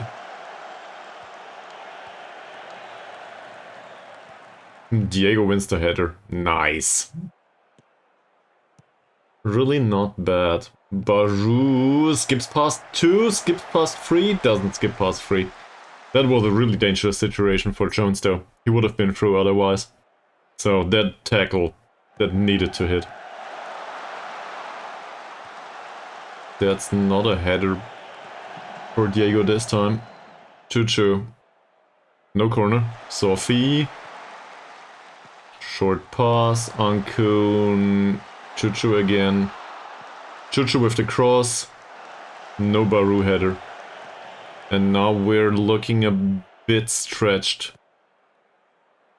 That's rather thin on the defensive side. Safian and Carrier intercepts. Really important tackle. Baru gives past the defender. Barely. Zulkifli.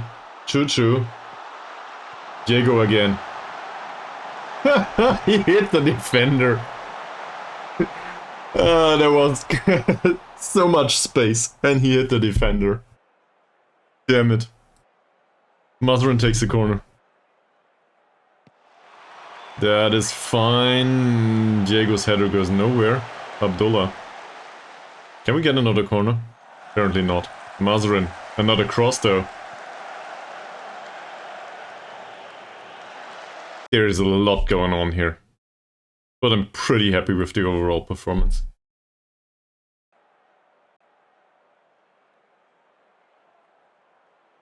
Mazrin and Zulkifli exchange passes. Ankun, Carrier, Mod Hussein. Baru. Baru skips past the defender again. Centers it and wow. Ankun with the long shot. That was pretty close.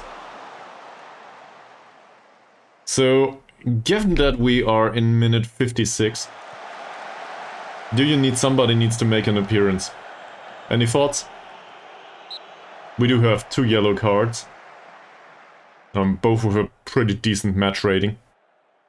We can maybe sub off one of those. First of all though, Choo-Choo's corner. That didn't work. I do not want to disrupt the state of the team though. That's a nice cross. One for the keeper. Oh, hell, Baru! And Diego doesn't hit the back of the net. What a chance. I guess that's part of his player profile too. Not being able to score. Everybody else would have scored that one. Well done. Mazrin defends really well. Choo-Choo again. Choo-Choo with a short pass. Zulkifli, Mazrin. He will hit the goal, won't he? No, he won't. He tried though. He learned that from the right back last time out. Which reminds me, Amran probably deserves to make an appearance given his last performance. Oh wow. Well done, Diego. Another penetrating pass maybe? Takes a long shot instead. That was the wrong decision. Alright. So Zulkifli is a bit low on stamina at this point. Taib though can probably come on. That's even more attacking. At least from the role description. Doesn't shoot that much. I don't know. Maybe he provides a little bit. Or they create really good chances. Who knows. We can also probably bring Atan. Just due to the situation with the yellow cards. I think that is dangerous overall. Atan does ease of tackles anyway, same as Tahib probably? No. Tahib's tackling is free though, so he should ease off tackles. The rest of them, well, they seem to be in pretty good shape. So I do not necessarily need to replace anyone. And all of the yellow card stuff was concerning, but otherwise I'm okay with this. Get out, hold on to the result. All fine.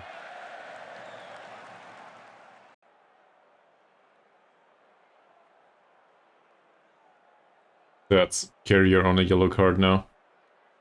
And a few other of their players. They brought Mokhtar. This is not our Mokhtar though. Choo-Choo, that was close. Choo-Choo again. That's well defended this time. Sophie. Well done, Atan. For Taib. Nice dribble, Taib hits the back of the net. This is why we left Thomas at home. Decent. Teeny tiny 1-4 for now. Away from home, I might mention. And I think Carrier can go off the pitch now. We will probably not concede another 3 goals without Carrier.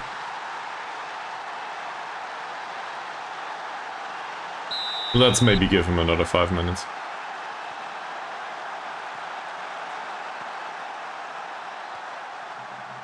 Ramdan. Good tackle by Mod Hussein. They also brought on some players, I think. Maybe we should have a look at them. So, this guy we had a look at. Mokhtar. That's the only one. Mokhtar seems to be a pretty decent central defender. Otherwise, I don't know much about him. First touch is pretty low, so deriving from that, I hope that we do not need to mark him tightly. I just think his technical skills are more likely not to be good than to be acceptable. So we will also take off Carrier, I think. And Safri can come on for him. Carrier is a core member of the squad. Yeah, let's still let him tackle harder for the last 20 minutes too. Oh, he's nervous. Let's take off the pressure for Safri. And now he can do what he's best at. Some reasonable defending and hopefully some also reasonable short passing without any conceding to the opposition. Still at 63% possession, by the way. Jones, Ramdan, and a long shot. Just look at the expected goals that we restricted them to. That is a pretty low chance to score a goal overall.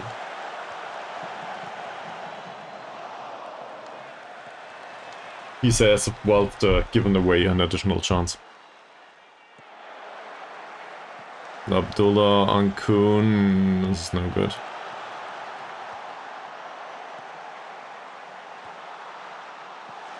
Ramdan, oh, that was a good chance. He roofed it down. So, we still have a 3-goal lead. We have enough time. I think 15 minutes is enough. Or how do I put this?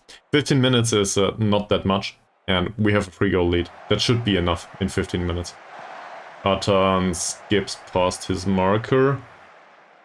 Taib, Mazrin. Mazrin! Could have been the first goal of the season for Mazrin. That would have been well deserved. We're surprisingly ahead, it says. Okay.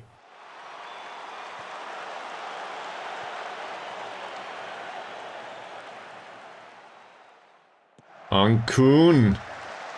Saved by the keeper. Was a good shot. Also a decent save, sadly. Minute 81.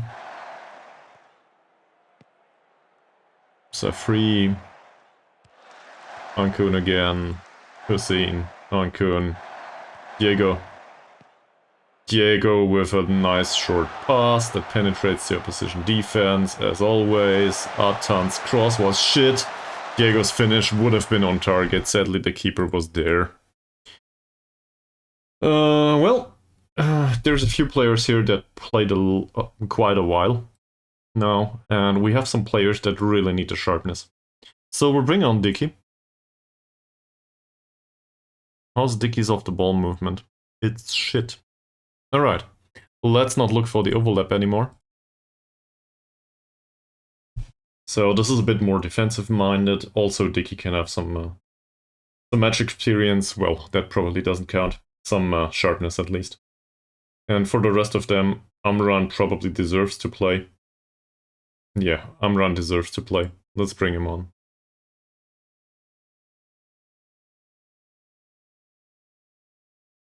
See the result through, so we subbed off the fullbacks. That should work. Final instructions for Dicky as well as Amran. 4 minutes. That was good defending at first glance. Mokhtar's long ball, that might find Ramdan. Does. Dicky's there though. Well done. Choo-choo. Yeah, I guess he was forced into that dribble. Dicky. Abdullah. Dicky again. Just do some short passing. Exactly. Ankun, Taib. Choo-choo, choo-choo. Me making train noises all the time. This is the highlight of this stream. Alright. And we get another corner. I'm really annoyed by that one chance that we gave away. Of the high quality chance. Otherwise we would have restricted them to basically nothing. They were running on fumes prior to that.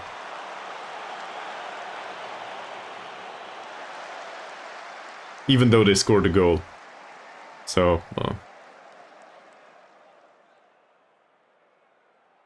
I'm run on a yellow. Well, that doesn't matter anymore, does it? Momentum has been more or less on our side. Not in the first few minutes. I remember that. That might be dangerous, or it's something for Saidil. Saidil is on a 6.7 rating, so still not a 7.0. He needs to improve if he wants to get his target over the line. Oh, so much for improvement.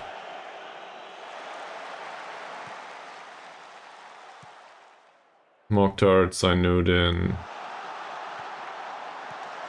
again. Amran managed to get on a yellow card immediately. Ramdan with a cross. That's it. Goalkeeper saves and that's it.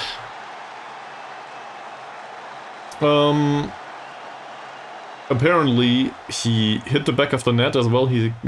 I think he provided at least one assist. I would need to have a look again. It's pretty great.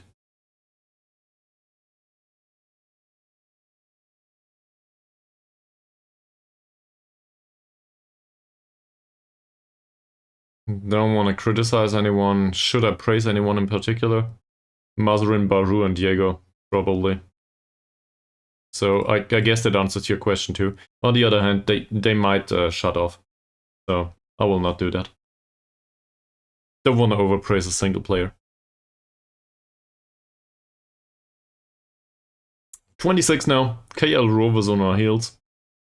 And then there's a teeny tiny gap to the rest of the league. Hopefully we can keep that on. It was a big match though. Like, this was really important.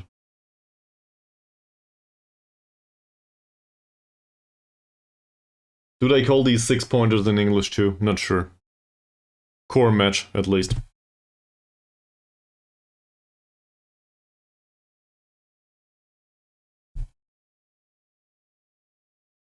So, Baru was on form.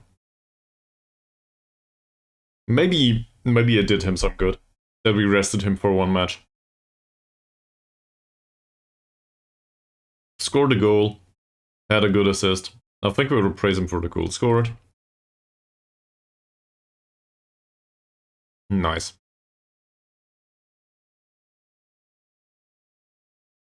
Five matches run now.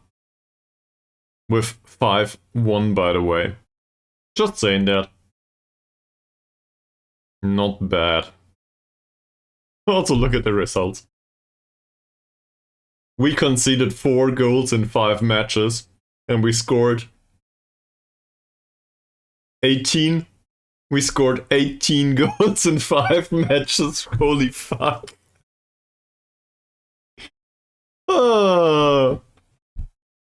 Hashtag Leverkusen vibes.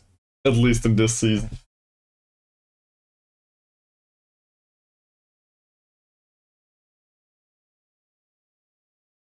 Wow.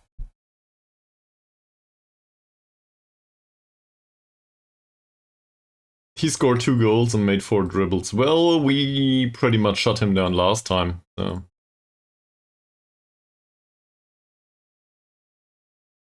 Amran suspended now. Great. Ishak will make yet another appearance on the bench, I guess.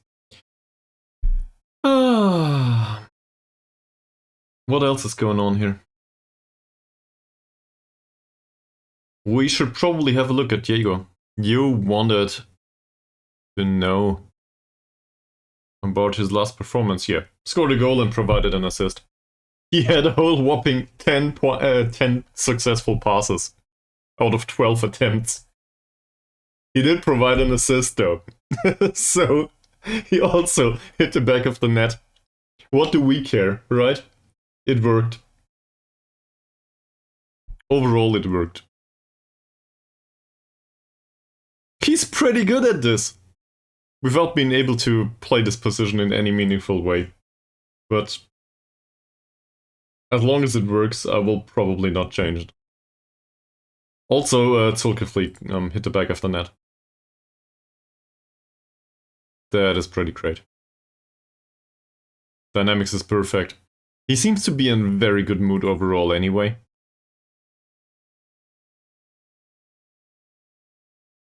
Not sure where this is coming from. Like, he was signed, we played him 2 times. He was in perfect morale last time too. Maybe that's the age. At the age of 36, maybe you get, I don't know. It might be an early decline of the amygdala or something. Not sure. He's happy all the time, apparently.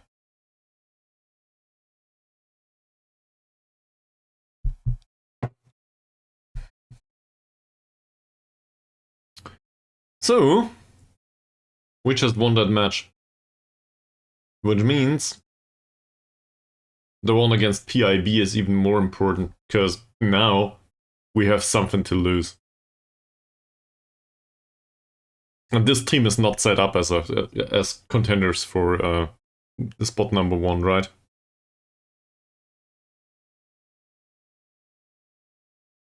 This is like Heidenheim challenging for, I guess, for Champions League spots or something. So I'm not sure what we'll do with this.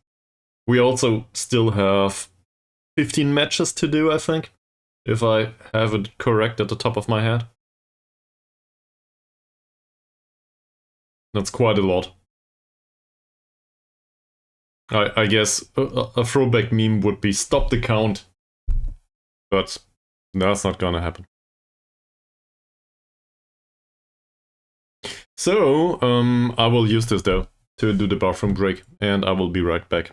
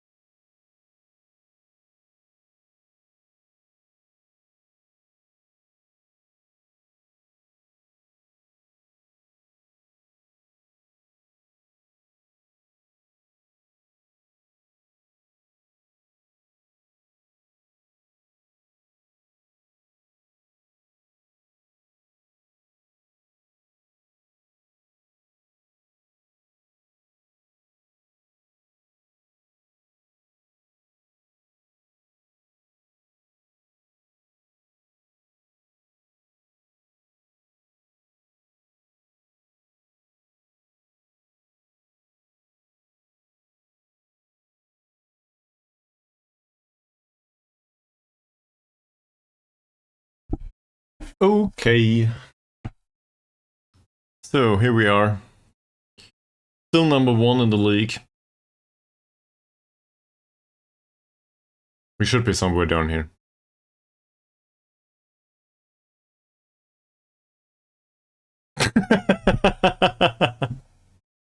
Well. Thanks for the feedback, Mies, and thanks for enduring that.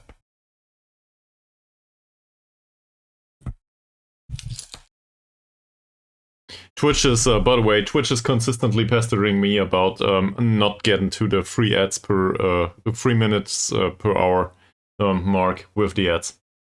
So, yeah, you're welcome, I guess.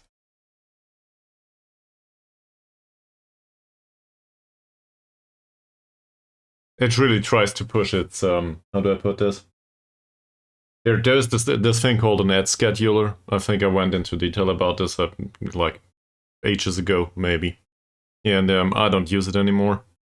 But this cuts ad revenue by 50% if you don't use it. It's 30% ad revenue versus 55%. So I basically get half because I don't use the ad scheduler, and the ad scheduler would just run an ad automatically every X minutes. So I don't want to do that, and I think 3 minutes of ads per hour are way too high. Like, I don't want you to endure that. I did try that for a while, and it was really annoying. In particular, it was annoying to the stream overall. Came at inopportune moments and so on. So I'm trying to make them more sparse. That makes sense. But there's barely any income from that anyway. The few cents that I get from this, well, they are basically, it's like a quarter of what could be available, but on the other hand, nobody would stick around otherwise. So, yeah. I guess I'm an idealist in a way. Like, I don't like ads myself. But I'm hoping that people can appreciate to a degree that I try not to overdo it with all of the ads. That said, maybe that's just in me, and my perception of myself is pretty wrong. I don't know. Trying to make the best out of the situation, I guess. You could argue just don't run ads. That's it.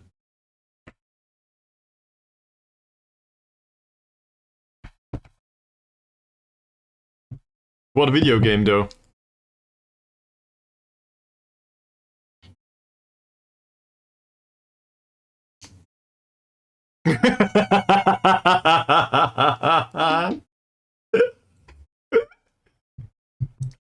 This is great. Obviously, video games and McDonald's. I will not accept anything else. Nerds watching Football Manager on streams, or doing them, even worse. We probably don't have a private life. Not that kind. That doesn't exist. So it must be McDonald's and video games.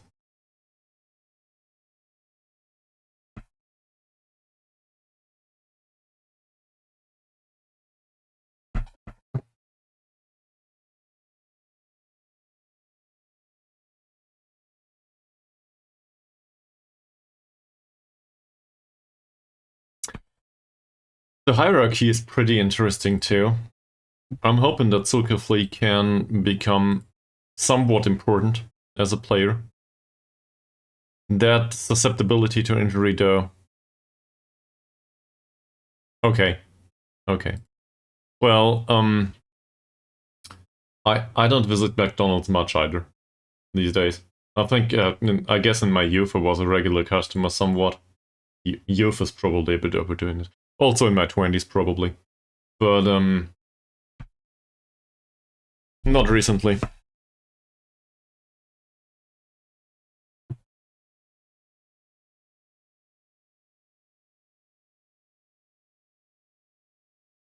And the press is impressed by Diego, by the way. This is, for you this is Baggio. For me it is Diego.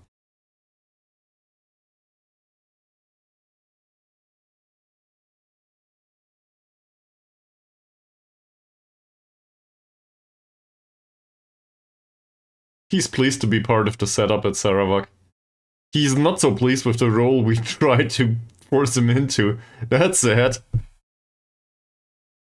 As long as he continues to have an average rating of 8.0 something, we probably will be fine. Holy shit. Not sure why I'm doing this. Okay, scouting report. They are not as good as us. Well below us in the league, and their recent form is a lot worse than ours. That's not that hard, though. Our form is all through the roof.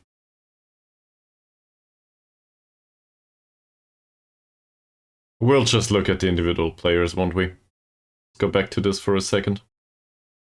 They try to control possession. Well, good luck with that, given that we play at home.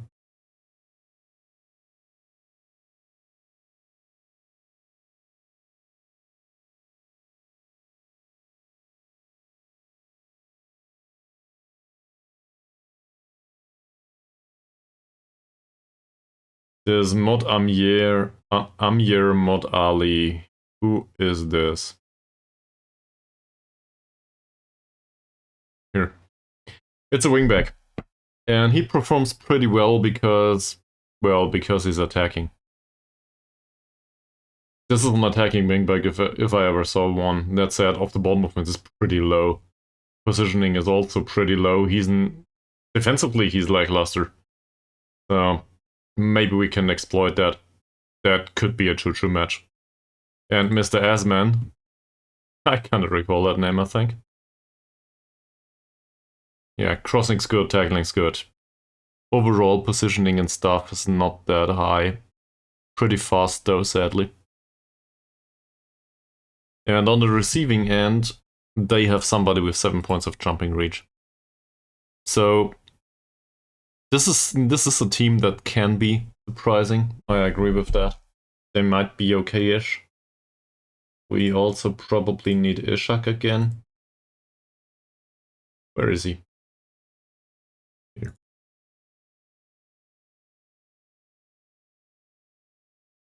So much for not playing for the senior squad, right, Ishak? This might just be your second appearance in a short while. And well, I do not have complaints about the last one. He did pretty well there. For, I don't know, 30 minutes or something. Apparently, we also have news from Sweden. Oh, okay. Manager speculation. Yeah, any thoughts overall on the club recently, Mies?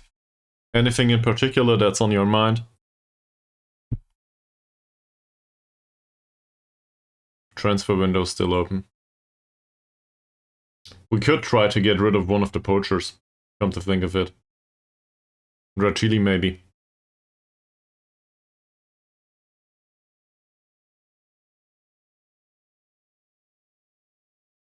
Alright, I'm glad to hear that.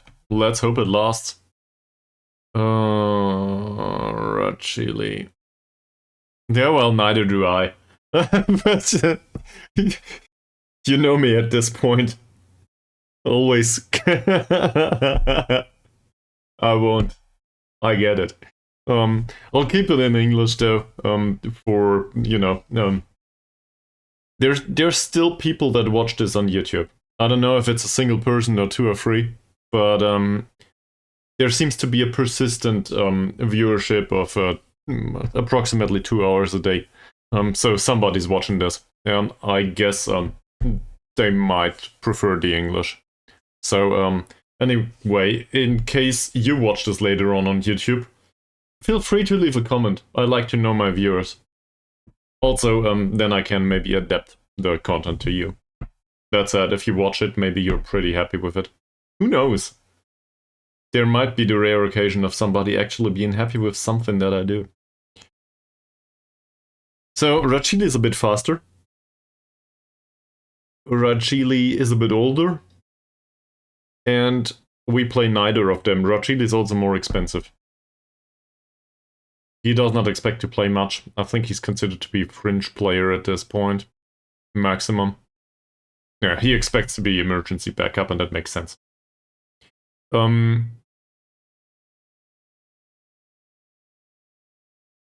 He's on 120 per week. There's no reason to get rid of him specifically, other than the wages. If we play somebody in a poacher role, it's most likely Hasnando. That said, Hasnan is the one that is more susceptible to injury. He is the one on lower wages.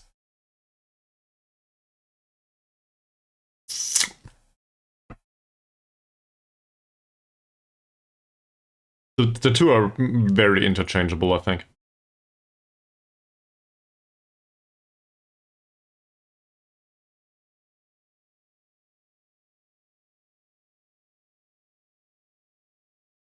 I will try this. You know what? I will not transfer list either of them. I will offer them both and see if anyone is interested. And if they come for both, I will eat it. I will eat it just because we have so many young strikers somewhere that were made available for the under 21s again for some reason. The bunch of 17-year-olds, I didn't do that. Maybe it's the manager or something. I don't know. It must be Jern not managing that. Well, doesn't matter much though. So no match here. It does look like no match there. I can live with this, yes. Amran gets 1 day's wages fine. No problem whatsoever. Doesn't change his character either.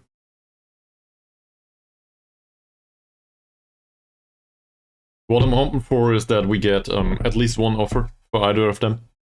Then we can sell them. Or at least one of them. So that would still be a net profit given the wages. And I do not necessarily think we will need them. If worst comes to it, we can just play one of the spare attacking midfielders up front as some sort of emergency poacher. Like, not a great idea, but we can do it.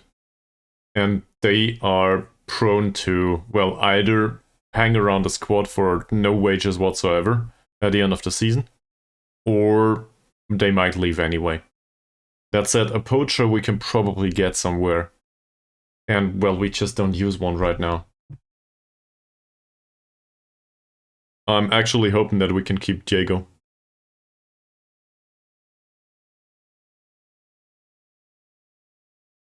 With these performances, though, we will have a hard time keeping him.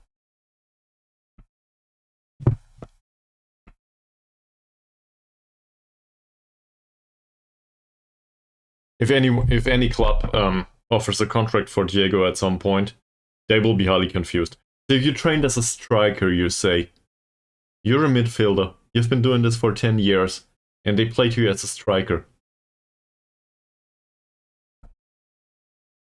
Well, sometimes that's just how it works. Did you continue your own Chinese save, Mies? Or are you still busy with the statistics?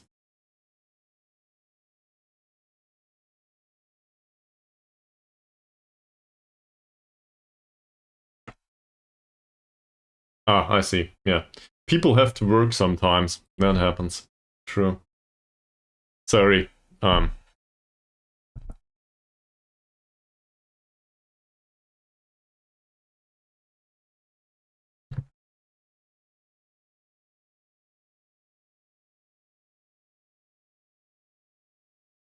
18-4 goals. I don't know. When was the last time that I achieved something like this? 18 goals in 5 matches. That's pretty close to 4 goals a match. Holy shit.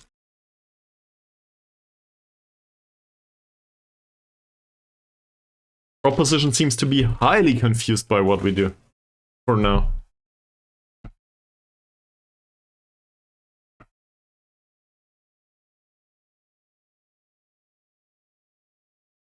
I really did not expect for it to work that well.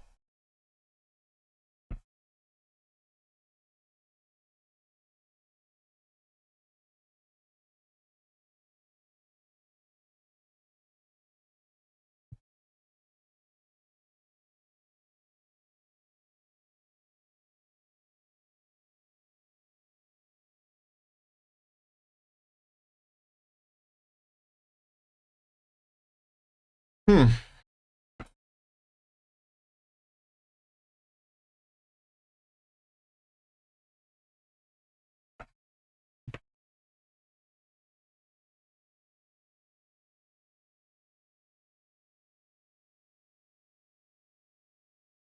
I think it is similar in real life. Statistics from specific areas always come to mind. Sometimes from work, sometimes from other stuff.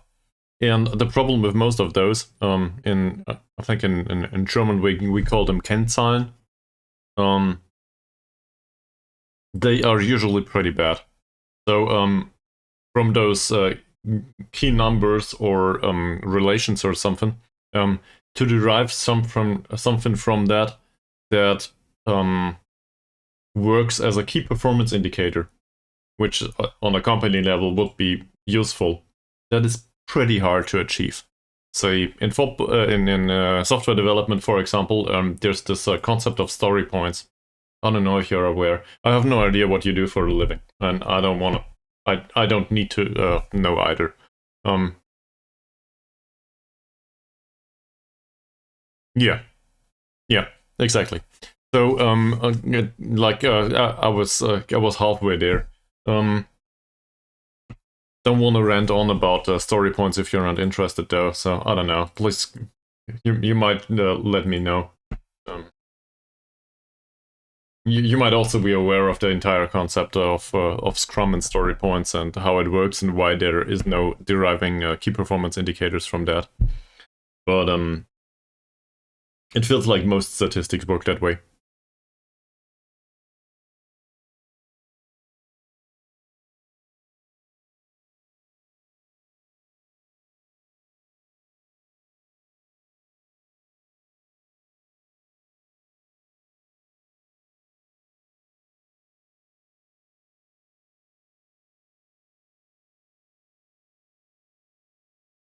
It's not like they're not useful. It's just statistics sometimes are really just useful on an individual level.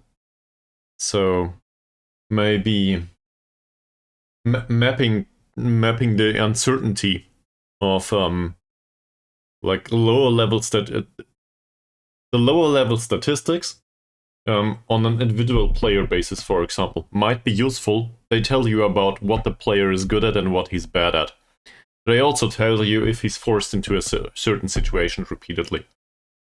So, assuming you have the attributes available, you can derive from that what's situational, what's a fluke, a freak accident, and what's persistent. You also have the personality available and stuff. So you can, I guess, make some sort of judgment there. Like,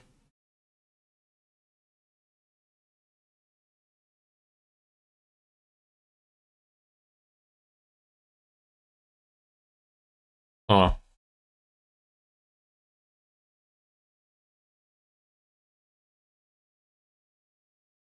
okay. What happened then? Well, anyway, the point I was going to is it does not necessarily tell you much about the way you set up your team, because sometimes players are forced into certain situations just for the benefit of the team. Say, who was it? Amran.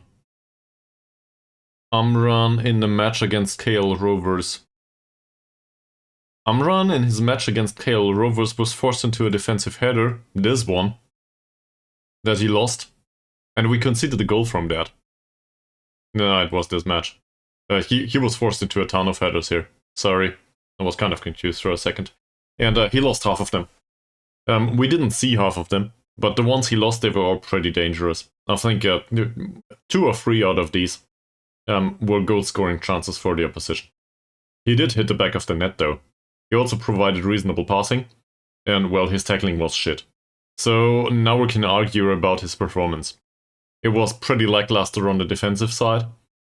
He still did a little bit better than Ishak, who came on later on. So, shall I be annoyed with him now? It was for the benefit of the team in the end. Another player might have given away even more headers and chances. Yeah, of course. And it's the same on a team level. Like, the prime example is probably a goalkeeper that made a lot of saves. Good. Very good. That also means defense is leaking as fuck. So, that's not a positive, if a goalkeeper makes a lot of saves. Like, the absolute amount. A goalkeeper might be... I don't know. Think of a goalkeeper playing for Bayern Munich. Probably they will have not that many saves overall, in general. And it's a positive. So,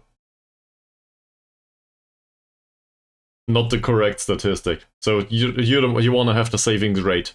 But how is the savings rate influenced by the chances that Bayern Munich do face? Like, the quality of chances faced by Bayern Munich is probably pretty high in general, given that usually it will be a counter-attack. They will not face that many chances overall whilst they are set up in a defensive shape. That's just not the Bayern Munich style. So the quality of chances will be higher, which means the savings rate should be, as a baseline, lower for the goalkeeper, because he will face higher quality chances. So if he's average, that's pretty good, probably, derived from that. Statistics are really hard.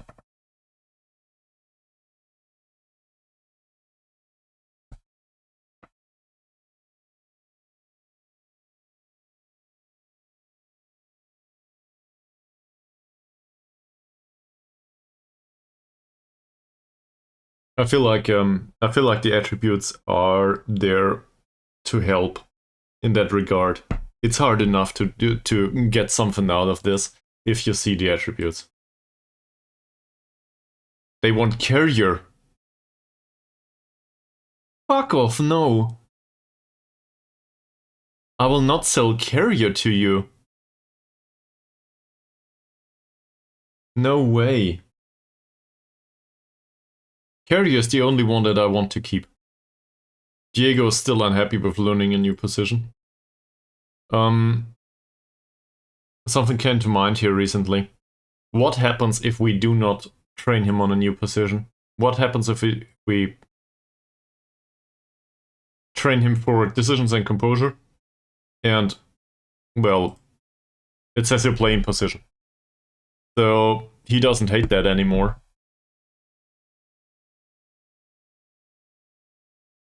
Will this help? I guess it will take more time until he is familiar with playing as a striker. On the other hand, this focuses very much on decisions and composure, which is not a bad thing. What's his worst as a DLF? What's his worst attribute? It's finishing. Duh.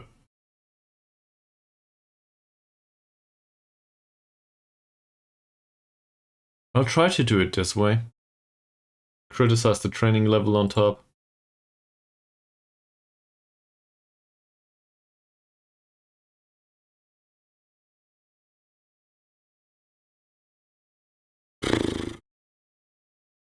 Abdullah doesn't like the extra training. What extra training? Well, then we'll take that off. You can do regular training as a central defender. That's more important. By the way, I'm still accepting of your approach to the skin and all, right?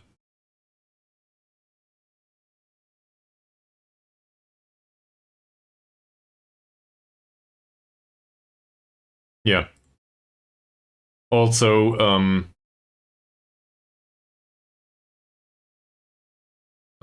just want to put that out there. Like,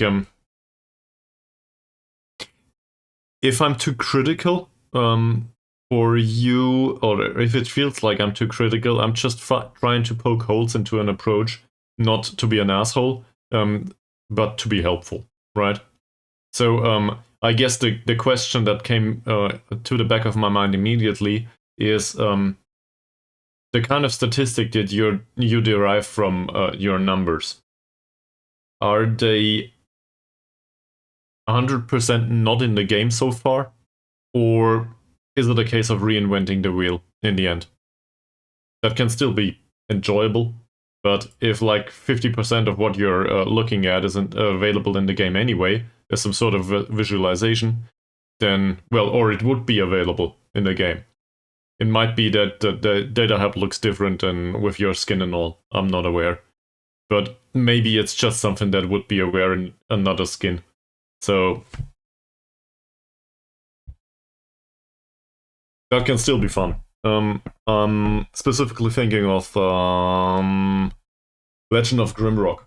Legend of Grimrock had the option to switch off the mapping, like to get back that feeling from early dungeon crawlers. Like, I don't know, 40 years ago. I was not around back then, but definitely not a gamer. I guess some people enjoyed it, the manual mapping. So I see. You try to aggregate them. I get it. Okay. Yeah, I get it. On the other hand, can't you do your own? Please stop lagging. Thank you. Can't you do your own overviews? Just do a view and insert whatever statistic you're looking for? Or is there stuff that is derived from XYZ? I guess there is. But, you know, you can insert columns. Holy fuck, there's a lot of information in here. You can do specific overviews for everything. And, well, most Football Manager players have those, I think. In particular, the professionals. Me personally, I don't. I should probably deal with this at some point. But, like, a lot of Football Manager players have a specific report page that tells them everything about the personality and all. And who cares about style? I want to know current ability, I want to know key attributes. A lot of Football Manager players have stuff like work rate in there, determination, teamwork. So they know whom they can play. Consistency maybe even, if this is something that's enabled by their skin. And this is important stuff for them. So I guess yeah. You got my point, right? Maybe you're able to create that in-game and not in Excel. And then in the end, it's just a case of doing a table that might be available on the internet anyway. Somebody might have gotten a similar idea.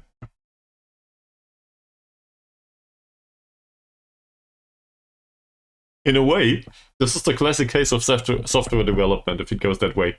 If you have an idea, usually somebody else had that idea prior to you. So there should be software available that does this. It might not be exactly what you're looking for, but it might be that you're able to adapt it. Just putting that out there. It's not the same as doing it yourself, obviously. It can still be a lot of fun. So I guess if it pays an emotional dividend, do it.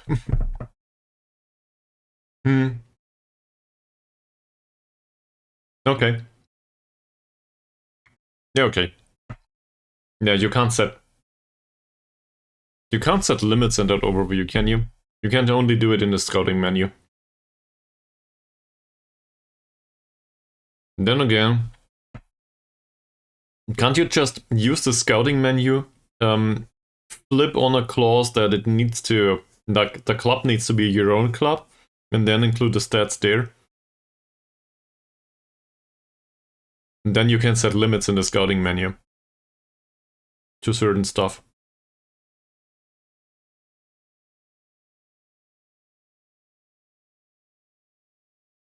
Like, I feel 50% helpful and 50% like I'm an asshole. Not sure if that's I hope you receive it in a correct manner.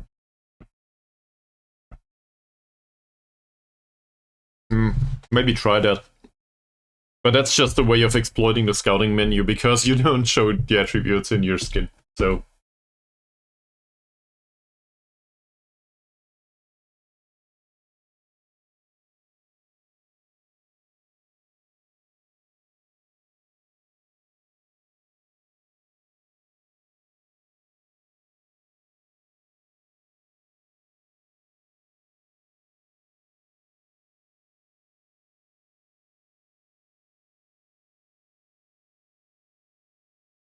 this certainly takes a while.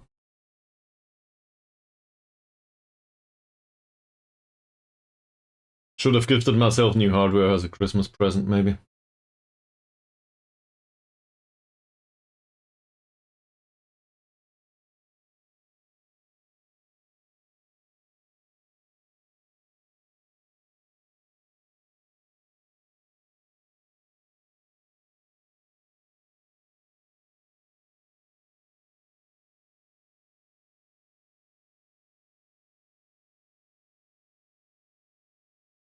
Oh!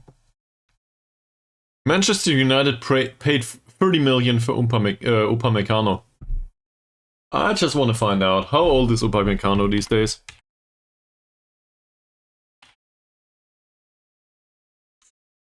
25. So at this point he will be 26 something?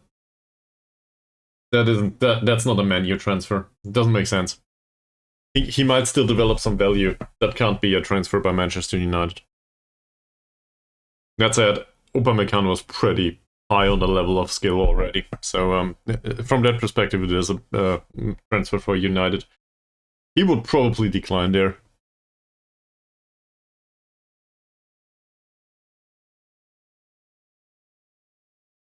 Yeah, you're talking about a waiting. I get that, yeah. You're basically trying to aggregate whatever you value the highest. I'm not sure if the mathematical approach at this point is a good approach. We have I'm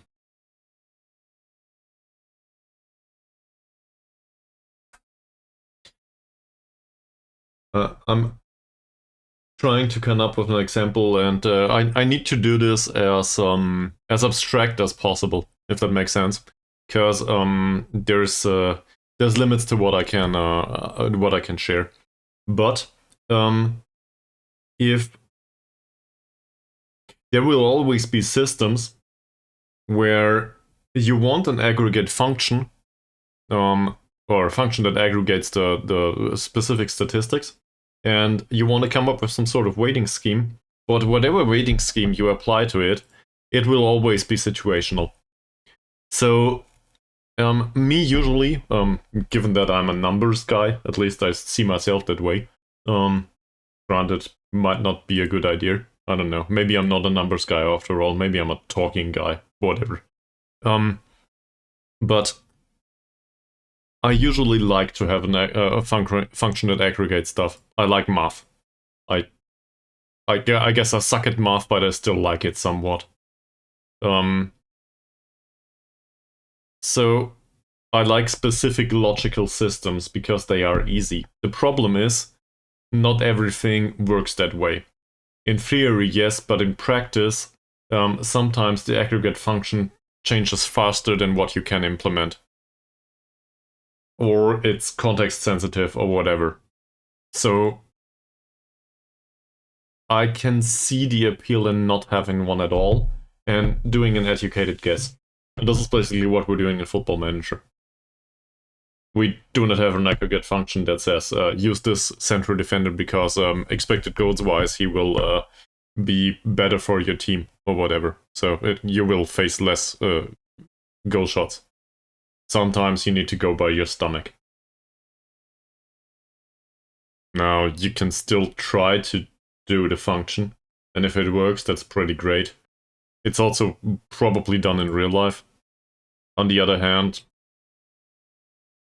knowing businesses in real life, some of it might be done intuitively there too.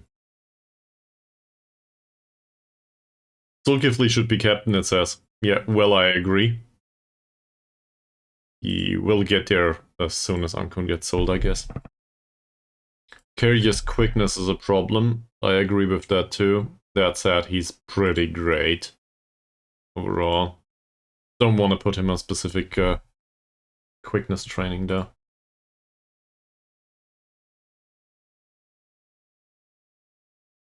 He appreciates me noticing. Amran should focus on his ball control. He does. Oh, it says he shows no improvement. True. So we can end this, and he can do whatever.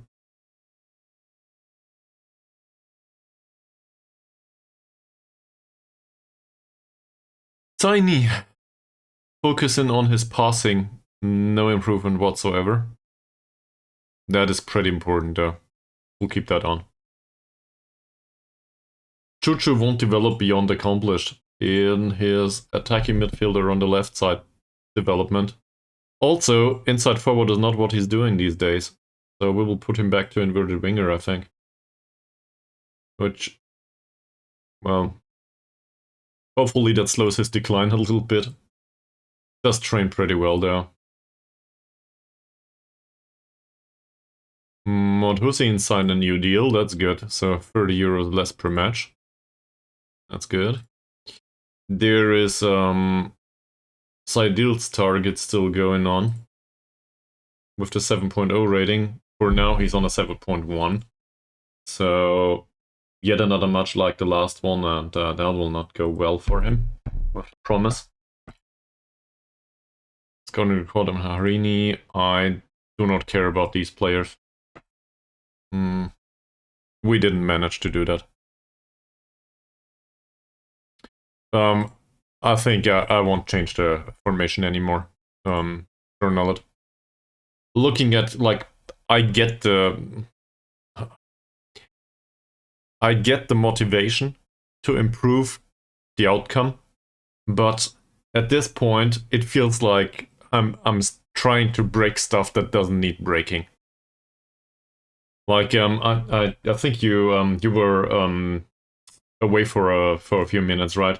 I might have mentioned it whilst you're around. We won the last 5 matches, and we won them with 18-4 goals, if I'm not mistaken. So we score more or less 4 goals per match. It's not entirely true, and we barely concede any. We concede less than 1 goal per match, while scoring repeatedly approximately 4. So that's kind of hard to challenge. Like, why would I break this to introduce a new formation? Just to go from accomplished to natural. I won't touch any of this as long as it works. And you can also see this in you definitely did not witness that. You can also see this in this guy. I took him off the individual training to train for striker. He hates it. It's not like I don't want him to improve as a deep lying forward, but it will take another 5 years at the current pace. And he hates it, and his morale is pretty important. So as long as it works, fuck that. His morale is more important than his improvement in the position. We'll just play him there. Whatever. I'm really just trying to cater to what works right now, and not trying anything conceptually.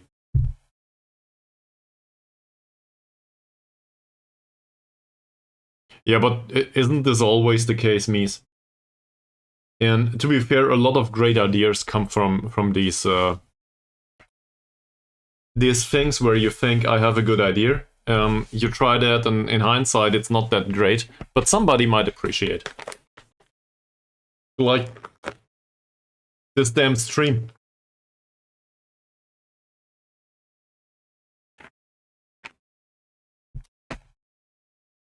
I'm really glad that somebody appreciates, but like, I guess it's more or less a year ago now. Yeah, maybe. He's on an 8.04 rating, I think. I'll have a look at it again. But he provided an assist and a goal in the last match. So...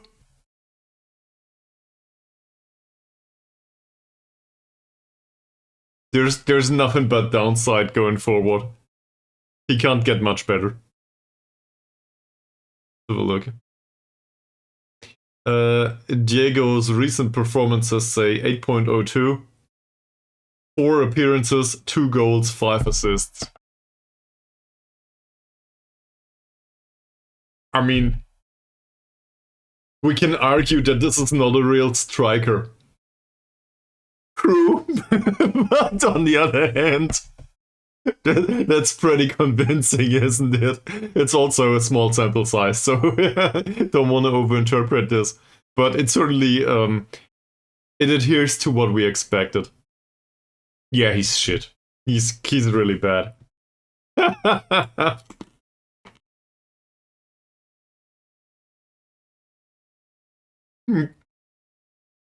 Forget about it. We can do that, yes. We can. In the entirety of 35 players, we will have a look. That shouldn't take too long. Let's make it 5 points everywhere. Great. 0.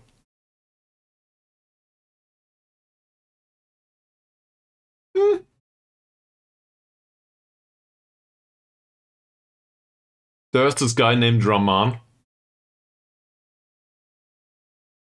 that considers himself a poacher, and well, his strength will probably be 2. So he doesn't know how to play a pass though. 32-year-old. Also last resort signing, it says. And the rest of them are even worse. There's a 16-year-old here. But honestly, 3 points everywhere. That's bullshit.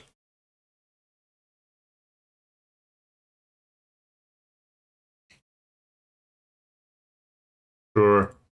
No, to be honest, I didn't know that. Or, well, frankly, it looked like this until recently. This menu was closed anyway. I came up with this like 2 streams ago, I think. I wasn't aware that this is a thing. Also, where's the clear button here? This is so absurd. The clear button is up here, of course. I don't know, this menu is confusing to me anyway. Maybe I should use another skin without all of the attributes or something. Nope, I won't. I will stick with this one. I think in central defense we can use with some improvement. We can also, it's fun, they said. Well, and... Sure! You will have a ton of oh, give me a second. Never mind. Yeah, that's the only one that's worthwhile though. So this still fits your description. It's a striker. This is as good as it gets. And now we're looking at old strikers in Malaysia, just to make it worth your while, share knowledge. This is everybody that would be interested in signing for us. We just had a look at Rahman. This Matthew guy, he has 5 points of strength, that's not too bad. Also 2 points of passing, and well, he's a finisher. That's just another poacher. Last resort signing, it says. Well...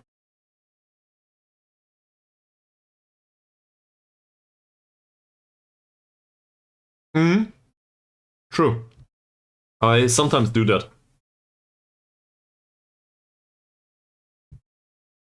That's the one we just had. Azai Yasmi. That's the only one with some potential, at least according to our scouting department. Then Roslan. I think I remember Roslan. That's probably because I do.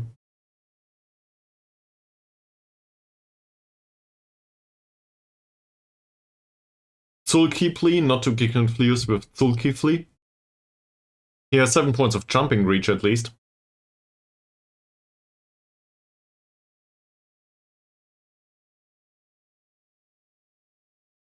Right now I compare attributes. I don't want to compare stats. Like, in the end it comes down to the attributes, at least to a degree.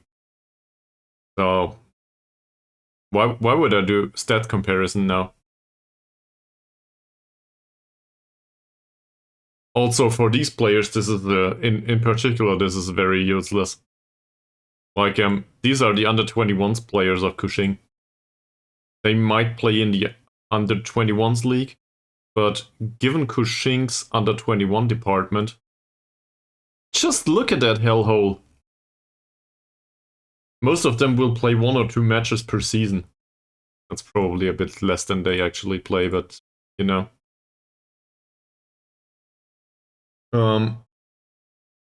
But Geronolid, were you looking at something in particular? He has good heading. Maybe he's interesting. We don't know about him yet. He just got added to this one, apparently. Let's give him a trial, won't we? But in general, we are basically Cushing, I guess, a minor party in a non-official affiliation. Because, well, either they play for Cushing or they are not interested in signing for us. The other Sarawak club might be a choice. And then there's the odd occasional player that is not under contract somewhere. But don't worry, Cushing they will usually sign them. So. And if they don't and we sign them, Cushing will come over and sign them anyway. That or Armed Forces do it. It's like 4 clubs overall.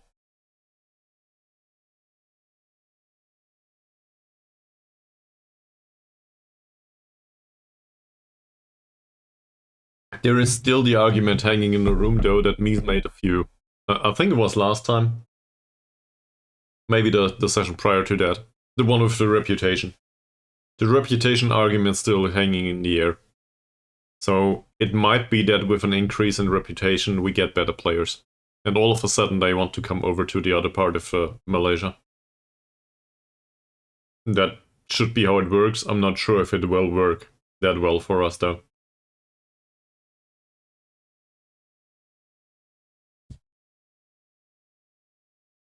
He rejected the trial offer. Great. Let's scout him instead. Oh, there's more of a response to the scouting ad. Let's just continue this until we find somebody that is really good. Or bring some scouting knowledge outside Malaysia. This guy was named Isha, so obviously we need to sign him. Not. Mokhtar wants the job here. Sure.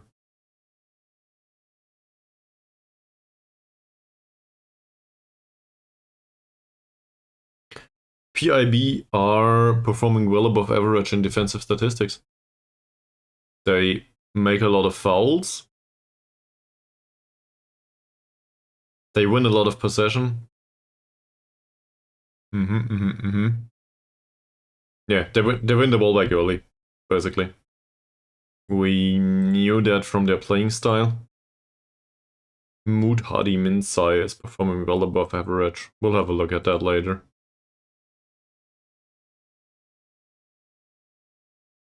This guy sprints a lot and he has good stamina. Seems to be defensively incapable though, more or less. That's probably exploitable. Okay. A defender with reasonable pass completion.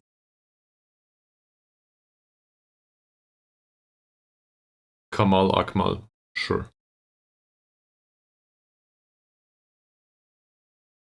He does have a lot of progressive passes, it seems. Low goals scored, though. We'll have a look at this. Okay. Mr. Norden can become a top player. Well, he's 16 now. So, Good passing though.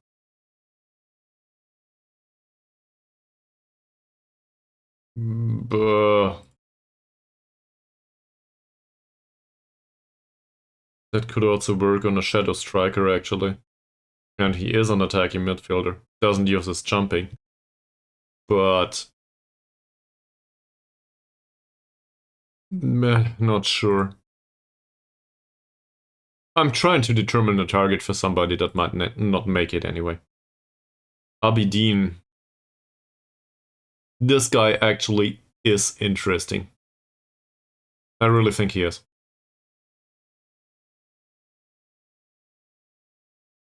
It's probably a bit early to play him in the senior squad. On the other hand, the alternative is to play Ishak. Ishak. Where is he?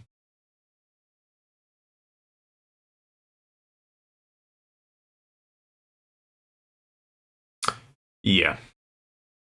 So, what am I going for with this? Ishak's defending is way better. The rest of the attributes, not so much.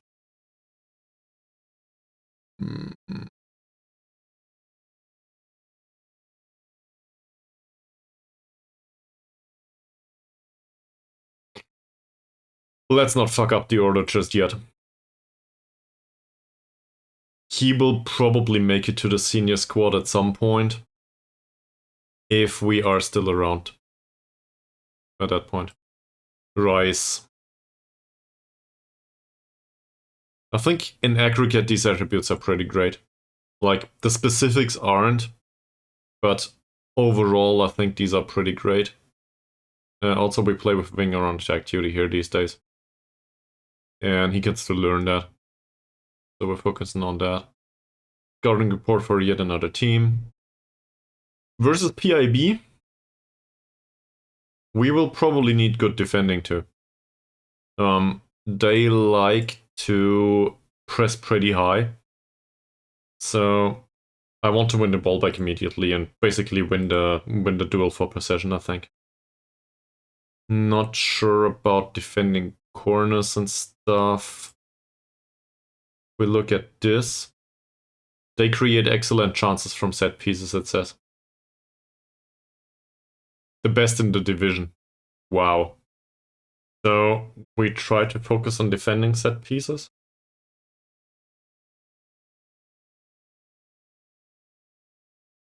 Wow. They win a low proportion of first contacts from set pieces in their own box at the near post. Well, we do near post corners. So we do a combination. We do attacking corners in that situation as well as, I guess, defending corners. Why not? And we focus on the out of possession phase. Given that we scored 4 goals last time out, we will probably be able to create something. Hopefully. Creativity does not seem to be a major concern these days. Not yet. Sorry for that, if you heard it.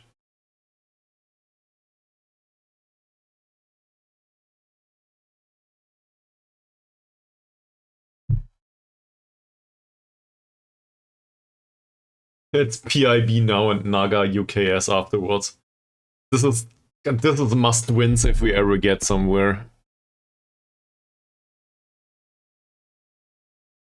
If we ever solve some whatever.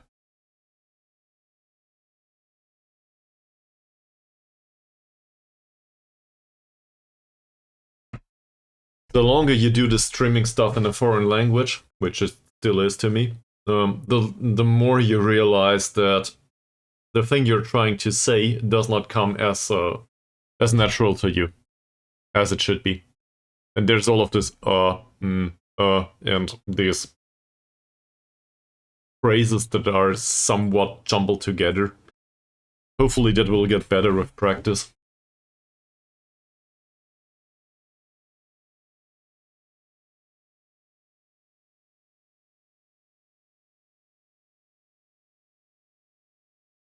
Should probably listen to my own videos at some point again.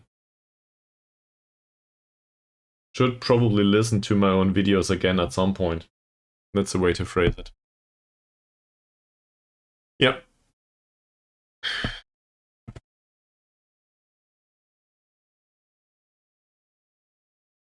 Which reminds me. So feedback is important, and I guess you two are, I guess the top watchers of this stream. I do not have numbers to the end, but I guess something like this. There's a few others, but you are pretty much the ones that are around the most. If there is one thing that you could criticize at this stream, what would it be? That's not a good way to phrase it. Well, there might be a difference between one thing that you can criticize and one thing that you want to improve here, or want to see an improvement with. So what would that be? Oh, general knowledge.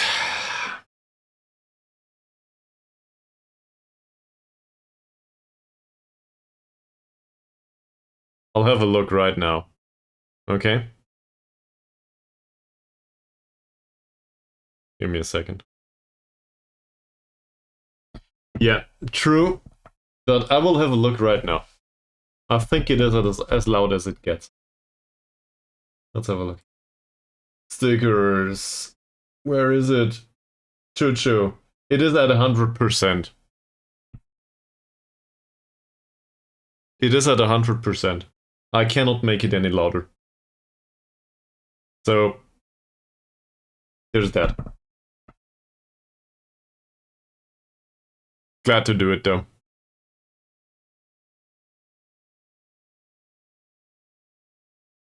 Chris Kringle needs a coaching course. Well, if you say so. Same as whatever this guy's named.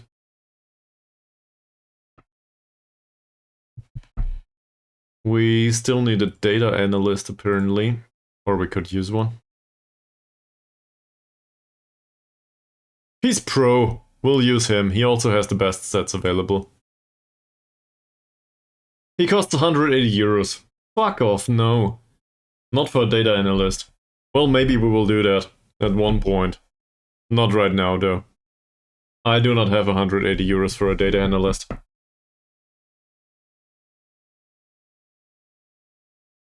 That's way too much. We cannot afford that. Well, we can. We do not want to afford that. So anyway, thanks for the feedback, Journal, even though it was kind of, I guess, trolling to a degree.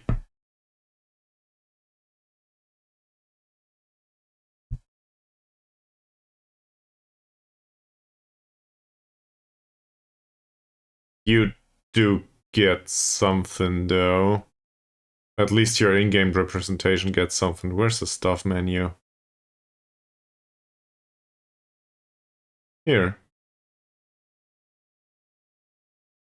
You do get 80 euros per week in virtual money in Football Manager.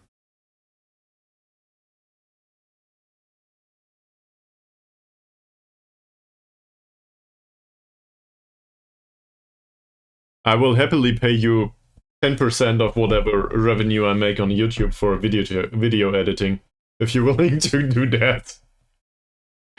Spoiler alert, it's 0.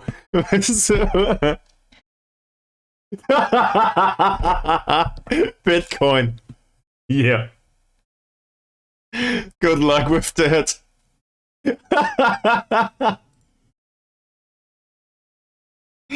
Well, I do not have Bitcoin, and neither will I have any anytime soon. We can probably have a talk at one point about assets that hold any fundamental value, and well, what's different about cryptocurrencies. But there's other people on this planet that are more qualified for that. So don't want to go there. Thanks, Mies. Thanks. That is reassuring. Thank you very much. I know that I can be, I guess, a little...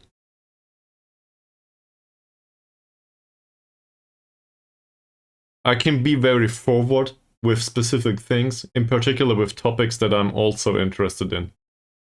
Like, I could go on about software development as well as personal finance, for example, for hours. But that is not the main theme of this stream. So I hope that it is okay that it sometimes branches into this. It's just a part of me, I guess. And feel free to run it with the suggestion, always. There's obviously no guarantees that I can come up with something that follows your suggestion, but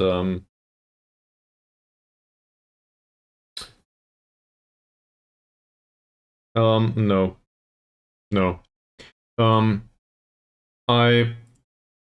I can tell her, but that will not happen.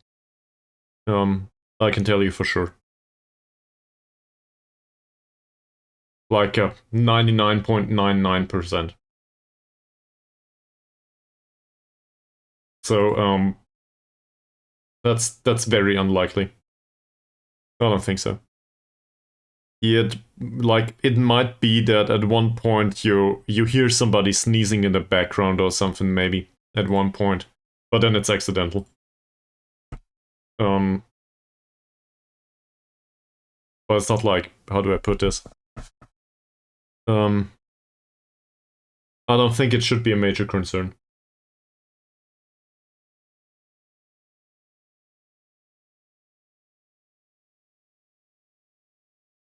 This is one of these weird points where I really have a hard time drawing a line.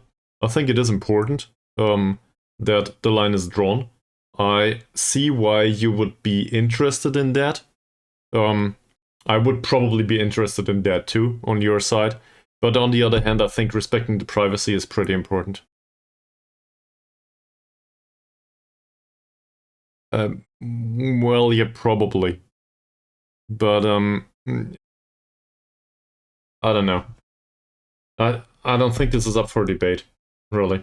Because it was me that decided to do streaming.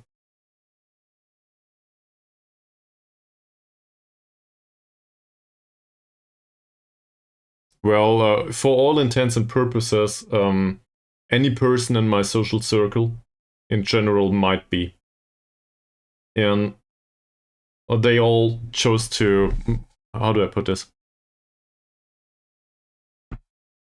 Being related to me in a social context is something that they chose. They did not choose that I do streaming. So there should be a pretty hard border there. That makes sense, or a limit to what I expose them to. And I think a lot of people make the error of confusing these things and not being very strict with that. It's not like I do not understand you, though, if that makes sense. And for all intents and purposes, you can't joke about me imagining people all day. I very much prefer that to forcing people in my social circle onto the stream. Yeah, it's fine. And that's probably for the better of it.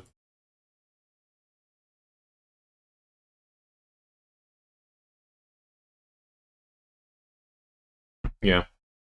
Thanks. But I get Jaron Nullet's interest in it anyway. Okay? I think I get that.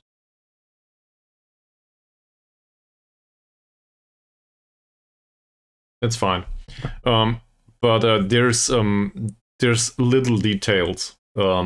Like for example, no, the if I can help it sticker and the other one, the seriously one, pictures have been made for that. Somebody took those pictures, right? So that's something that I can share. But that's basically the uppermost. And they were taken, I don't know, in front of a white wall in our apartment. It's like there's nothing special about this. So that I could crop the background out. And it's not interesting, is it?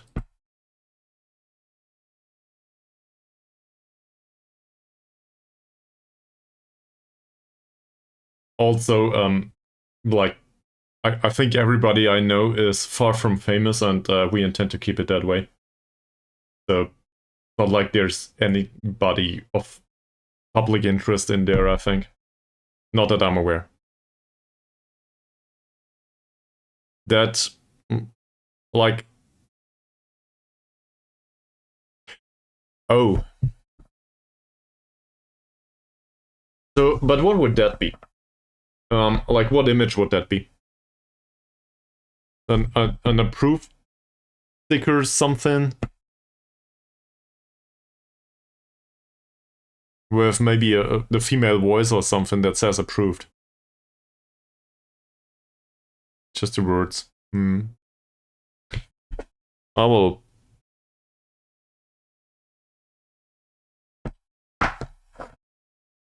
There's a reindeer.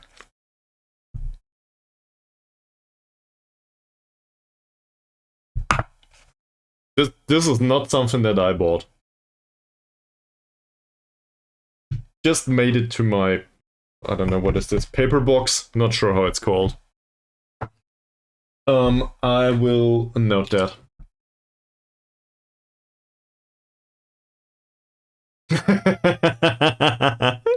That would come up a lot.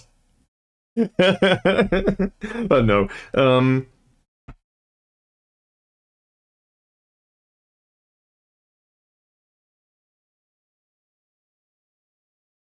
So, you want an imaginary girlfriend approved sticker. I can see where this is going. I think this is okay. And maybe...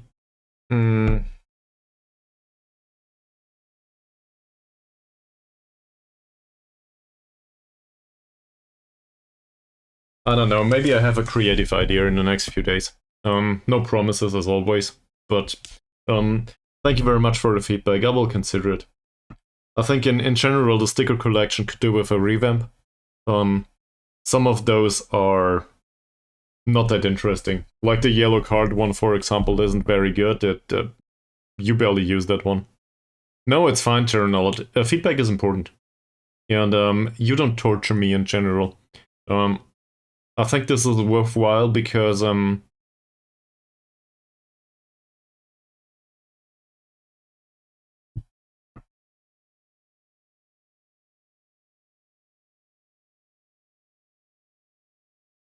thanks, Mies.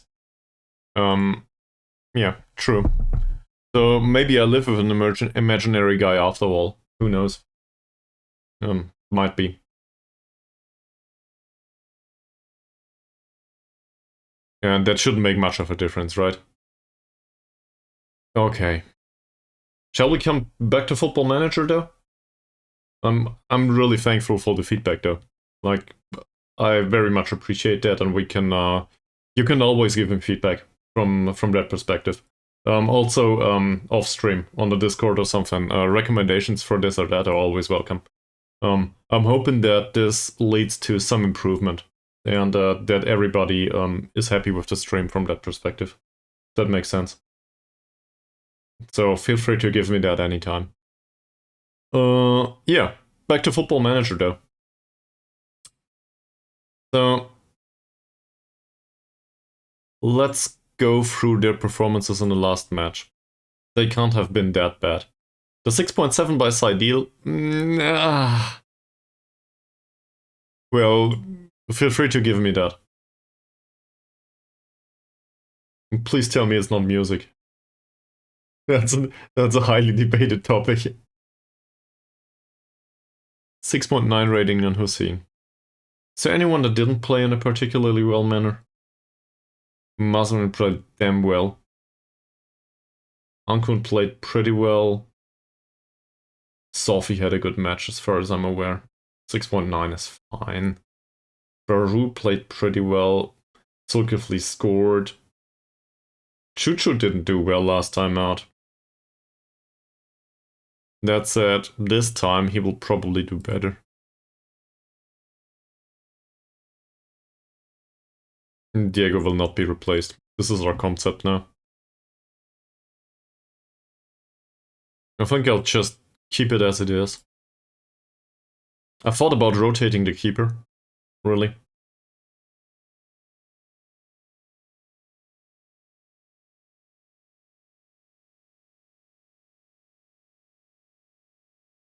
He should be somewhat happy, shouldn't he?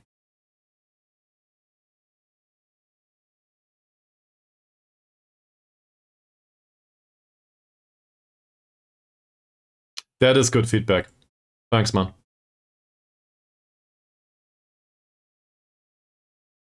Good luck to you, Mies.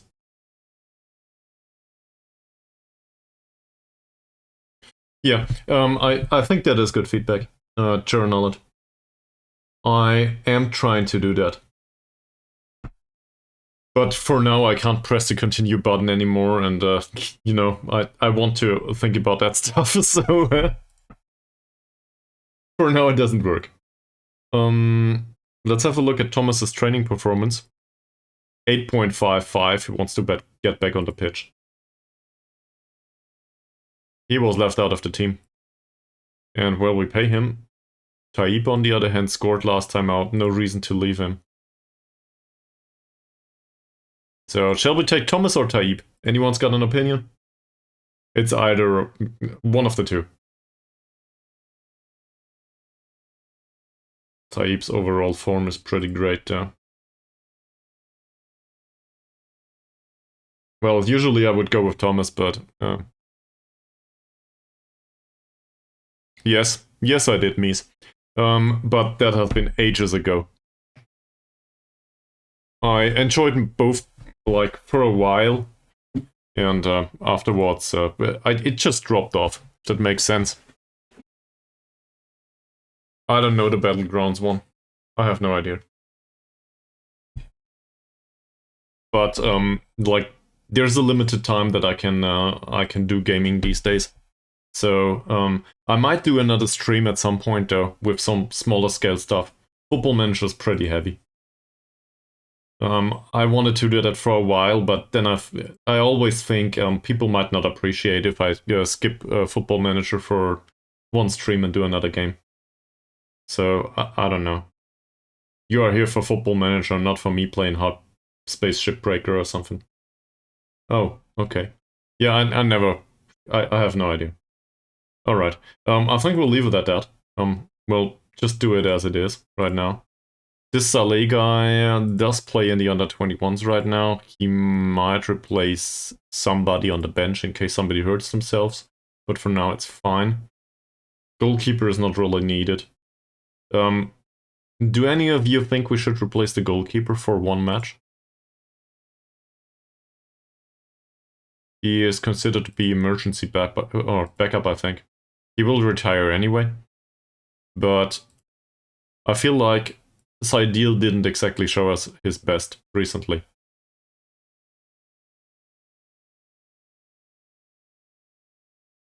Yeah, I'll do that. Hopefully Aris will make it worth my while.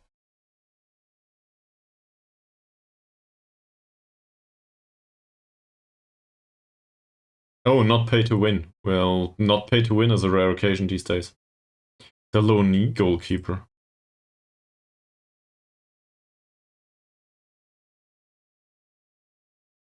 He's very inconsistent though.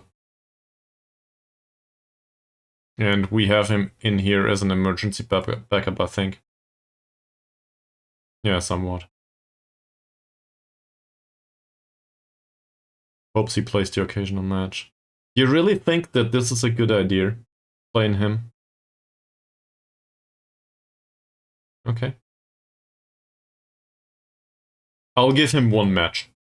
Like, if there's any if there's an occasion, it's probably against PIB. They are pretty low in the league table. Yeah, you can see this. PIB are in 11th spot. Goal difference is 0 for some weird reason, but they lost 6 out of 11 games. I think we can try the other goalkeeper at least. That's not much rotation. And Zaidil can be on the bench, just to think about his recent performances again. Okay. We'll leave the rest. How's his communication skill though? It's fucking 5 points. Well, I decided we will do it like this. So let's have a look at the opposition. First of all, though, we play a 4-4-2. Given that we play a 4-4-2, we play against the 4-4-2, sorry. We will try to overlap. I think we will still try to overlap, but play through the middle. Sounds a bit weird, but versus a 4-4-2, going through the middle makes sense, I think. And on the left side, it's still an overlapping situation. I'm pretty happy with Masrin darting forward and providing crosses. So that's just one. Holy fuck. His transfer value is between 25 and 70k these days. Okay. Good. I always forget that he's a lone player. Well, higher pressing, that all is fine. We did also play out of defense recently. Let's have a look at your precision though. So, this striker has damn good dribbling. We will probably need to ease off tackles with him. Don't want to give away a penalty. Finishing is decent, composure is decent. He's not strong. Not exactly technically gifted, but first touch is fine. 7 points of jumping reach is good for this league, but not good against our central defenders. He might still stand a chance though. What was our jumping reach again? Carriers is 10, that's way better. And Abdullah's is 10 also, that's pretty good. Okay. So we can actually invite crosses, right? Seen from that perspective. Let's do that. We will invite crosses. He has 5 points of jumping range, and he has 3. Or they're wingers. Gotta be careful with that. 3.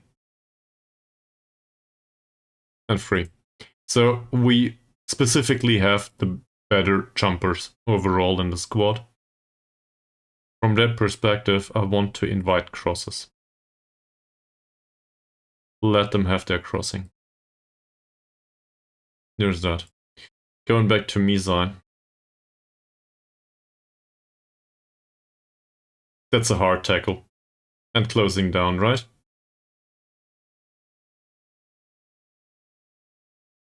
Six points of dribbling is not good, and his first touch is bad, his dribbling is bad. His composure is low. This guy needs to be thrown off the pitch, basically. Does he have a weaker foot? Yes, but not a really weak one. Mehat. We already know that the jumping reach and the strength are pretty low. Dribbling seems to be low too, for a winger. Bravery is somewhat lackluster. First touch with 8 is okay-ish. I do not want to specifically close him down, but the hard tackling might be a thing. Also, his passing's even worse than his crossing. So, quite contrary to what we just set up, I will show him to the inside. Force him into playing passes. And we are trapping them on the outside, right? Invite crosses. Is this how it works? No. We do not trap them anywhere. Still, we invite the crosses. So, I guess either well, if he goes to the inside, though, there will still be players that are able to deal with really bad crosses. And with 3 points of passing, hopefully 2. This guy has 7 points of passing. That's a little bit better. First touch, passing, and technique are fine. Vision is pretty good. No jumping reach. Off the ball movement is bad. It's not horribly bad, but enough to be marked by one of ours. So we can probably mark him tightly. That would be Effendi. He is also a case of a hard tackle. Effendi in general, so he plays on the left. That's Ankun's job. Ankun can man mark Effendi. If I can find it. Where is he? These damn names. What? Here. Ankun's marking is on level with the guys off the ball movement. Ankun is pretty fast. Position is a bit lower than his marking, so that makes sense. His tackling is pretty low though. He does ease of tackles, so there's that. And well, so given that combination, I will put this on normal tackling. It's just due to the fact that Ankun faces him though. This has nothing to do with the fact that Effendi does not need hard tackles. It is due to the fact that Ankun is bad tackler. With 6 points, that's not good. He's still better than his dribbling and so on. Okay. Azri. Dribbling's low, bravery is low, strength is low. First touch is pretty good. This is a case of a hard tackle, and we have somebody with 13 points of tackling that we can put on his feet. Passing is pretty great. Off the ball movement's shit. Case of a tight mark, I think. And we will, same as last time, we will use Sophie. And we will set him on his heels. Azri it was. So that should be fine. Next is the one on the right. Good crossing. Dribbling of 6, bravery is rather high. Strength is, in comparison to the remainder of the league, this is probably one on the higher side. First touch is 6. Did he have a really weak foot? Yeah, he does. Thank you. I overlooked that. That's good, yeah. He has good passing, so showing him on a weaker foot and tackling him hard, that should probably deal with it most of the time. He likes to beat opponents repeatedly. So that's a very creative thing. I need to come up with... Yeah, his flair is pretty low though. Same as his technique overall. Like, not specifically his technique, but also the first touch, dribbling. Passing is okay, but not great. This seems like a risky trait to possess on a player that has these attributes. So, given the first touch and the technique, I think this is a case of a press anyway. But in particular with this trait. The problem is we cannot really tackle him hard. And I still think we should probably show him to the inside. That's the box standard thing most of the time, right? His passing is worse than his crossing. So that is still recommended. He also has a really bad long shot. So maybe we can force him into knocking off a really bad shot at some point. Osman. Good crossing, really horrible dribbling, bravery, and strength. That is more or less a given here. Passing's okay. Off the ball movement is inexistent. The problem with that off the ball movement is his acceleration and pace are damn good. So, what do we do here? We have Bauru up front. Bauru has similar pace. Bauru's marking is free.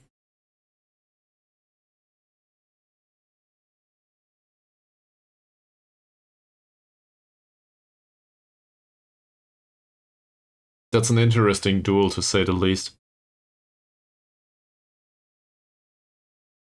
Bauru's tackling is probably way lower than it should be for this situation. Of course it is, it's friggin' 4 points. So... his first touch is 5, his technique is 6, this is good, yes. I will knock that one step back, given Bauru's really bad tackling. And we can still try to show him to the weaker foot too. It's probably a bit much, but it's something. I would very much appreciate tight marking, but I think it will not work with Bauru.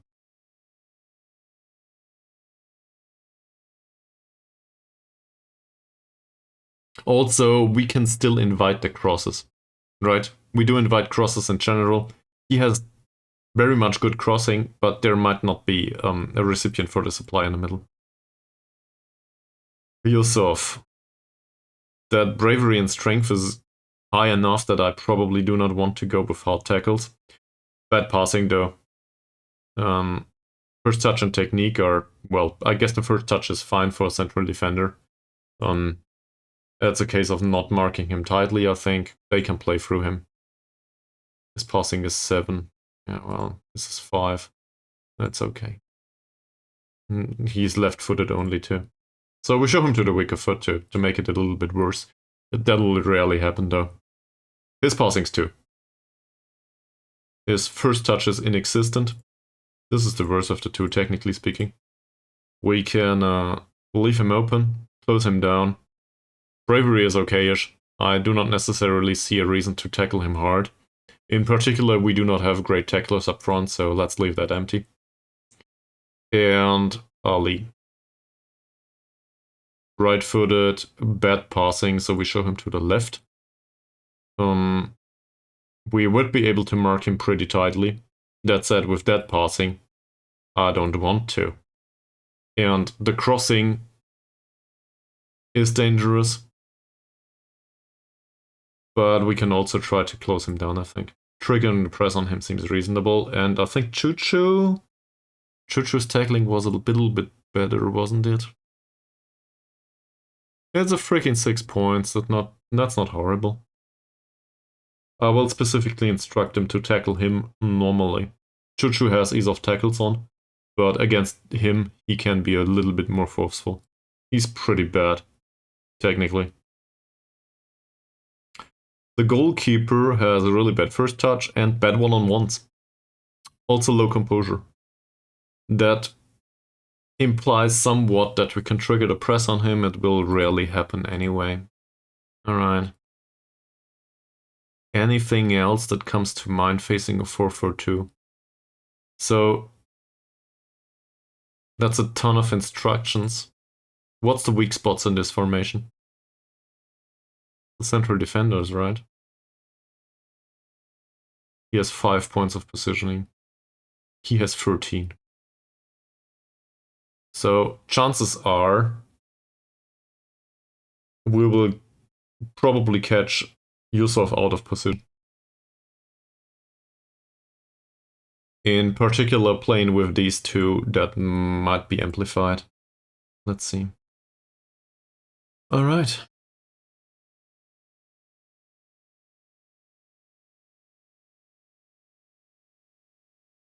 Fingers crossed.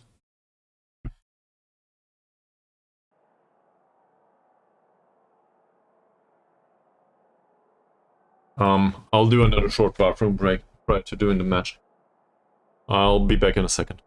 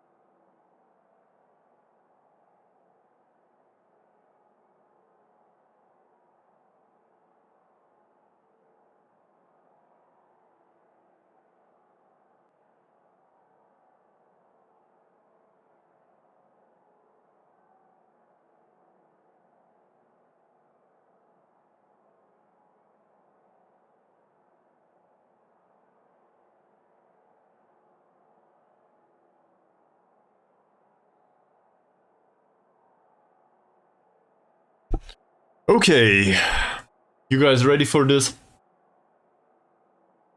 This is, I guess this is less important than the last match. It is still pretty damn important. I want to win this. By a 5-goal margin, preferably. So, nobody seems to be nervous this time. It's a home match. We are number 1 in the league. I think we will go with Charonal's recommendation in this case. We are favorites. I want us to behave like we are. Nobody cares. Increasing the pressure is something that usually doesn't work for me. I will still be assertive with, I don't know. Shall we raise expectations? I want to see a good performance from you tonight. That's probably high. And, well, overall, I think morale in the squad is pretty good. So we'll go with this instead. Everybody loves that. It just seems like the standard way to do things. Once there is some complacency, we will need to change that. But for now, I think I will keep it at that. Whew. Facing yet another 4-4-2.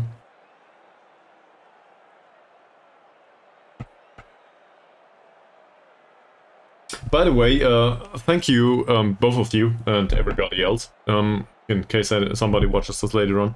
Thank you for suffering through the tactical learning process with me. Like, I was somewhat aware of football tactics, but I still think there's a lot to be done there. I have a hard time figuring all of that out.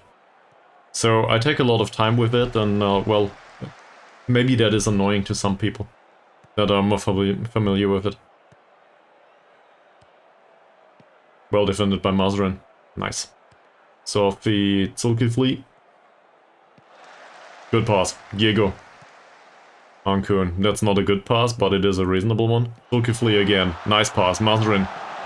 Ah, that was close. 40 seconds into the match and we get a corner. Go! Put one into the back of the net. To have a nice start. Chuchu takes the corner. Carrier. It's handball. Please don't give him a yellow. He gets a yellow. Fucking hell. Why, Carrier? Why? Now you need to ease off tackles and we need to play the other defender, which is Safri. Oh, 2 minutes into the match. What a stupid way to get a yellow card. Zulkifli, Sophie. First chance. That was really low grade there. How's possession? 66% for us. Yellow card for whom? Who gets a yellow? There. Kamal Akmal.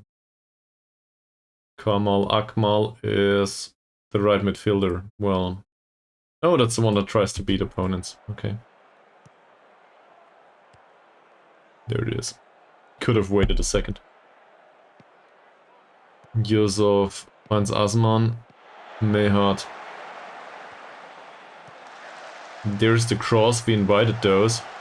And that way, we face a corner. Might not be a good idea to invite crosses after all. I didn't think about set pieces actually. Akmal with a set piece, that's claimed by Mod Salehin.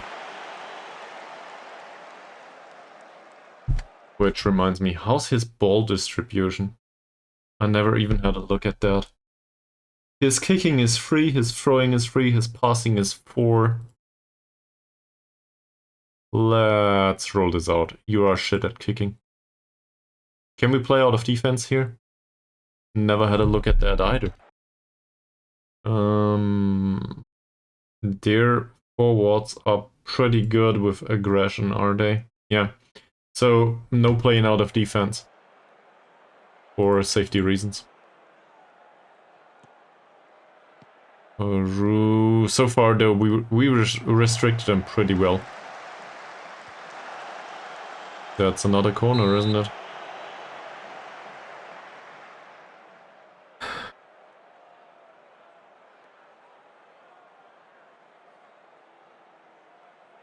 Chuchu takes the corner. Nice cross. Nope. Effendi. Zulkifli will pick up the ball. Maybe it's Zulkifli. I don't know how to pronounce this. Abdullah Mod Hussein. Short pass. Ankun. Mod Hussein again. Now it might be a cross. It isn't. Baru. Beat your man. Doesn't beat his man. Yet another corner. I hate that yellow card on Carrier. Why Carrier? Mazarin.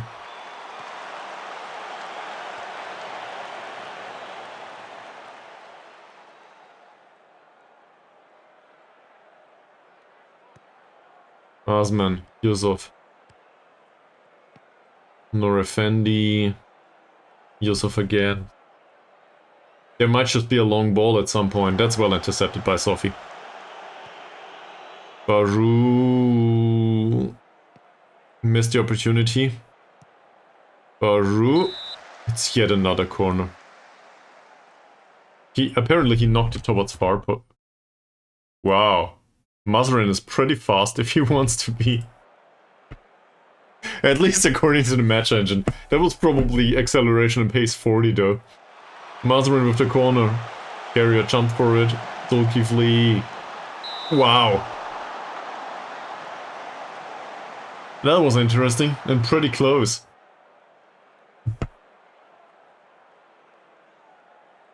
Cho takes the corner. There's barely any shots taken. Zulkifli for cross. Diego. Who needs strikers anyway?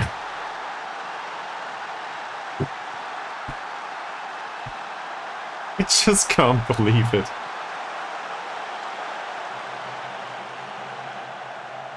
Cross by Zulkifli and Diego with a 3-point header. Talking about his skill level. I think he's still sitting at 7 or 8 points of jumping. But his heading is rubbish. That was close. Mazarin was very prone to intercepting that one. Ah, this is dangerous though. Don't do that to me. Cross is invited. Abdullah Mahat, and that's it. For now.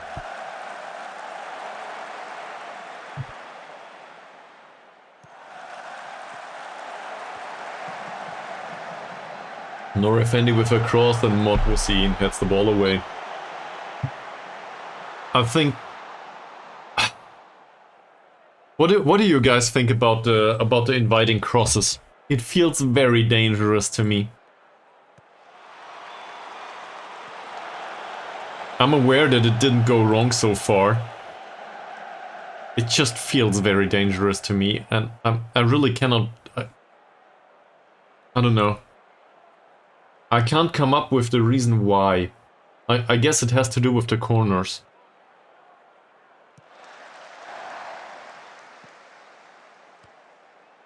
The difference is, like, the margin is pretty slim.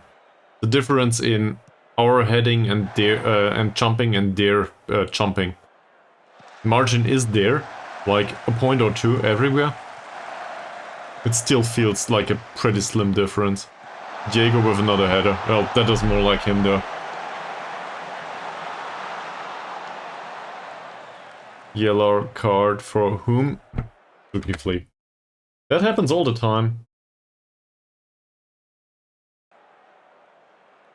Mazarin, Zulkifli, Mazarin again, Abdullah.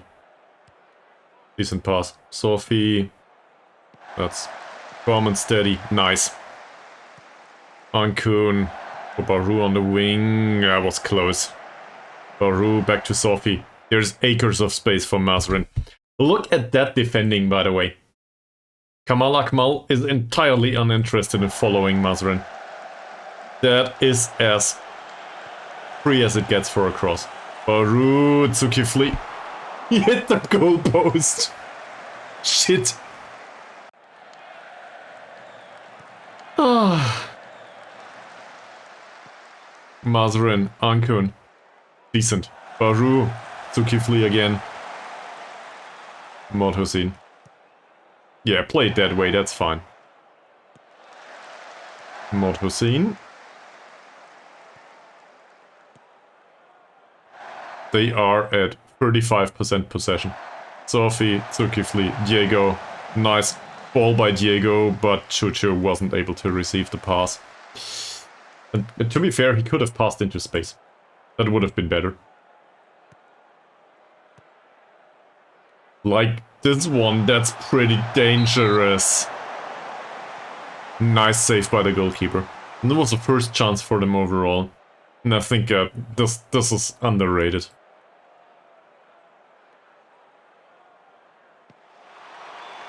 Kamalakmal with a floated cross. That is not a good save. That's even worse. Barrier, Chucho. Come to think of it, how's the aerial reach of the goalkeeper? That's also pretty good. He just doesn't have much command of area. I don't know. That was close. That's not close. Chuchu gets the ball. Diego. Chuchu again. There's nobody up front. Now there is. Diego. Diego. Will he take the shot? Yes. Should have taken the pass maybe, but Zulkifli.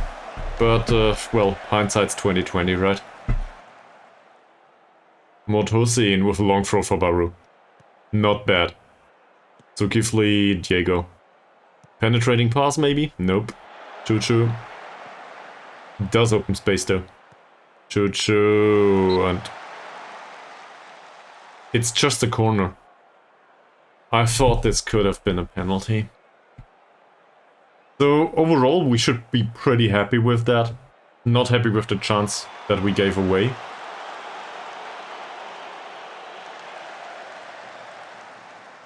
That's very slim margins for the goal scoring, but in the end, I think we are fine here. Bunch of yellow cards though. Looking at that again, no we can't. That's not what I'm going for. Ugh. Who is this? Should probably just have a look at the opposition instructions menu, really. It's a central defender. Okay. Bad. Let's go to the dressing room. He's nervous. Shall we tell Abdullah that he doesn't need to be nervous? And the rest of them, I guess. So, I'm happy, but I do not want him to get complacent. This is, like... This is below the standard I would expect, right? We could have scored a second. We could have also created more. So, I think I'll go with that this is below what I expect, somewhat. We'll go with don't get complacent. And I'll be assertive about it. That worked for Carrier as well as Hussein at least. Individually, this is pretty hard. Chuchu should do better, I think. That didn't really work. Ankun should do better. Mazrin in particular should do way better. Doesn't care. He's nervous. So I will try to ease him off the pressure. Doesn't matter. Carrier. He's on a yellow. Firing him up is really dangerous. We'll do it anyway. Doesn't work. Hussein is somewhat okay. And well, in his case, 6.9 rating is somewhat fine. I will not comment on the other ones, I think. Diego, Sophie, Zulkifli, Carrier. Do the short passing, please, Mod Hussein. Feels like they do not close down that much up front. So maybe playing it out of defense is still an opportunity. Oh. That looked less dangerous than it actually was, I think. Or maybe it looked more dangerous than it was, I don't know. I realized that this is dangerous way later than probably the remainder of the squad. Zulkifli finds Baru again. Come on, Baru. You didn't show anything. That cross though was pretty great. Reasonable by Carrier. Sophie. Sophie with a very I guess it was alright, that pass in the end. But that certainly didn't go into the direction I expected. From a pass towards Mazrin. Hussein. Still Hussein. Ankun. Nobody placed a pinpoint pass towards Baru's, like, I guess, way. Sophie. Somebody could have now. Still Sophie. Hussein. Take the cross? That's not a cross. Baru. It's something. What's going on here? They are frustrated by... What did I do? Oh, I encouraged them. I'm an idiot. Mazrin. Here you're on the line by the goalkeeper. Shit.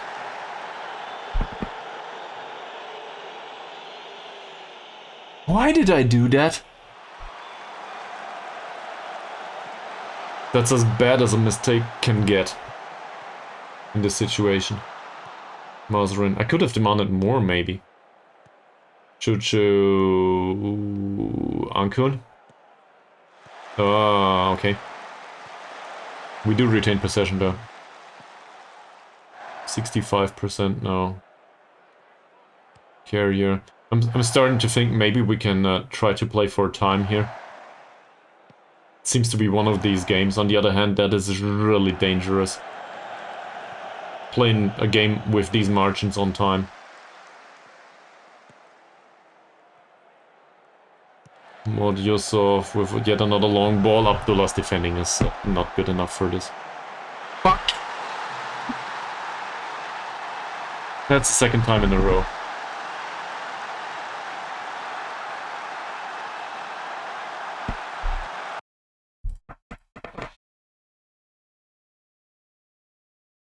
We bring on Safri for carrier, and we switch these two. Maybe that helps. Abdullah's pretty fast. Safri isn't. I don't know. Hopefully that helps a little bit.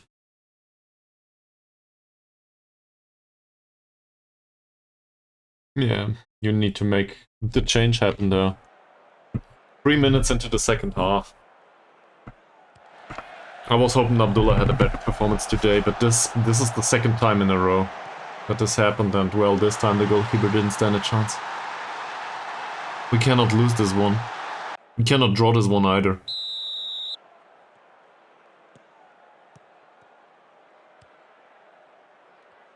I'll demand more. Might be the second mistake in a row. Diego, Abdullah. Abdullah's now on the right. That's bad. Sophie, Ankun, Diego again. The idea was correct. Shit, and Kale Rubers are in front. Modazri. That's alright. That setup, defending corners, is interesting. It's a free kick. Still interesting. Kamal, Akmal, ID, Modali, Yusuf. That should be a bad pass. Bad pass incoming. Asman again, with a cross. Safri defends well this time. I will take off the invite crossing. I just don't like it. Our defenders should be able to close them down.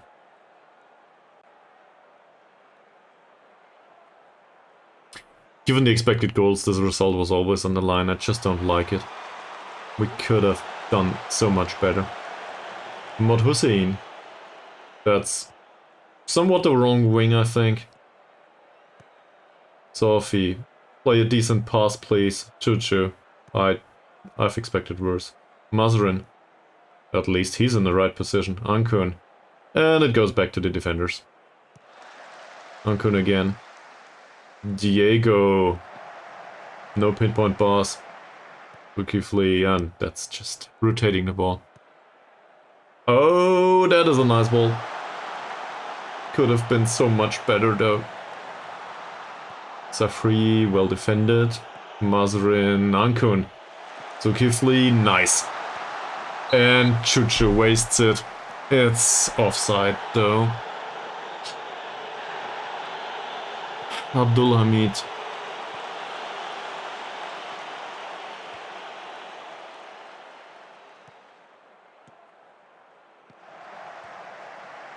Diego wins the ball. Good defending by the striker. Zulkifli, Baru. Wow. Chuchu. Oh, there's so much space for Masri. And he doesn't see it. Mod Hussein with an angled ball. Osman, it's another corner. Who's got the most problems right now? Probably Zulkifli. 7.2 rating or not. Mazrin. Zulkifli again. Ankun. Safri. Well. Mod Hussein. Safri, Ankun. We do play through the defense. Nice one. Choo-choo! Or are they defenders? In terms of jumping. It's free. It's 11. Okay, I see. So, one of the two is really bad with the jumping. And we might stand a chance to win the headers. And one of the two is pretty good. He's bad with positioning though. So, mixed crosses it is, I guess.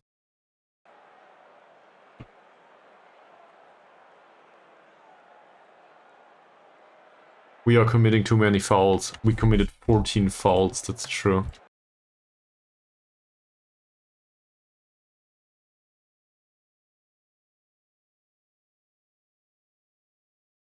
We'll take that off.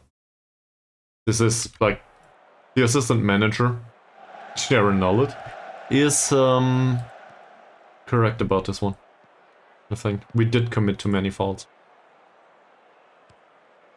I'd rather not. Ankun, second attempt?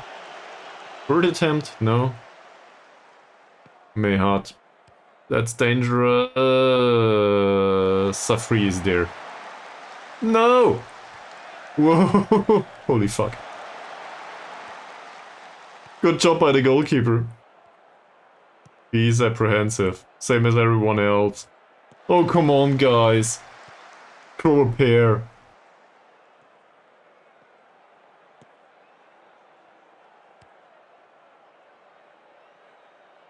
Still dangerous.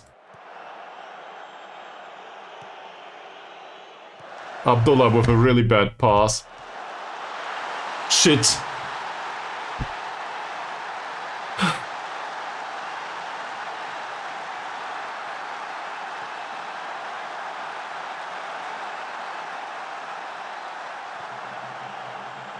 So much for switching the goalkeeper.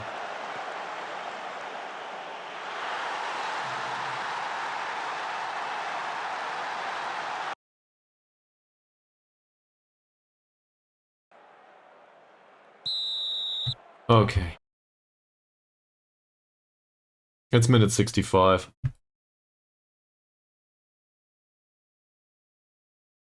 Let's try to bring on a few other players.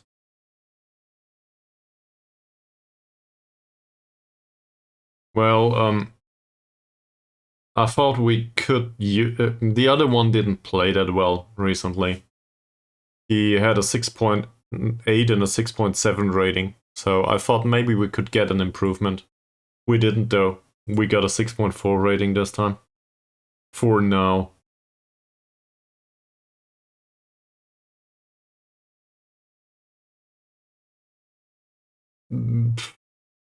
Depends.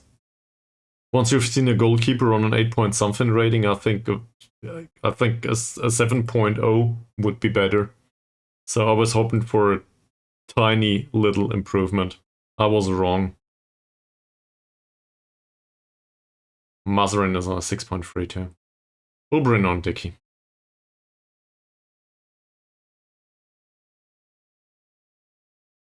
Little bit more defensive, but we brought on Taib.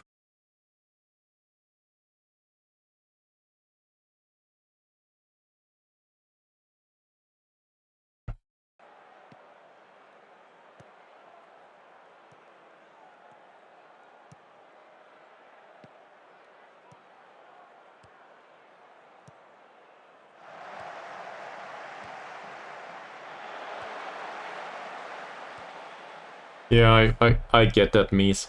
You might be right.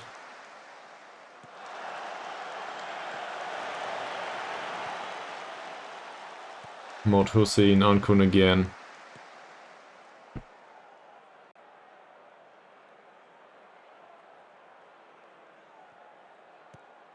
Baru, Diego.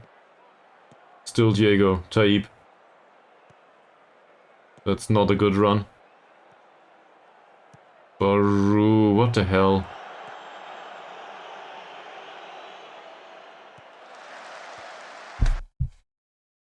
They try to go through the middle too much, don't they? Forget about that.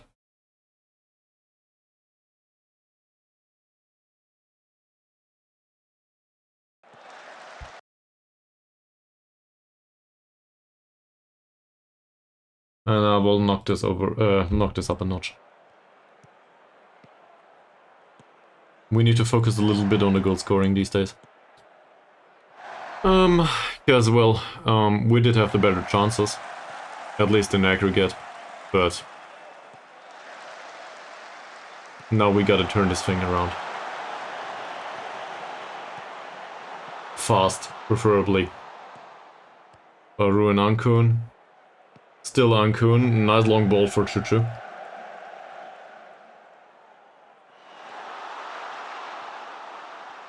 Chuchu with a cross for Diego. Oh, shit. If only he had more heading skill. That's on me, though. Chuchu takes the corner. Not a chance for Abdullah. Diki will pick up the ball. Chuchu, second attempt. That was claimed by the keeper, sadly. And I guess I will encourage the team. Taib. Still Taib. Abdullah. Abdullah, your passing is shit anyway. Why would you do that? Sophie, Chuchu. Dicky. I think Abdullah is specifically instructed not to play risky passes, right? Maybe he considers the long balls less risky. Sophie, Taib. Still Taib. It's another corner. The chances created from corners in this match were not exactly great. There's always the central defender there that clears them. We could go for the far post, maybe. The key passes better. Ankun that crosses. Interesting. Baru on his left foot. There is still 19 minutes to go and we have 2 additional subs. That's fine. Taib. Can he spot? Not really. Going all the way through the left though. Baru. That might end up as yet another corner. It does. Yeah, any of you got any ideas? Whom to bring on? What to change in the tactic?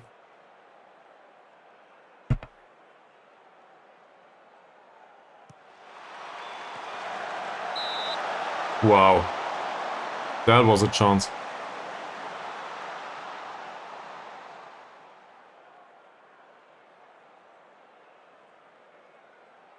Being a striker on, maybe.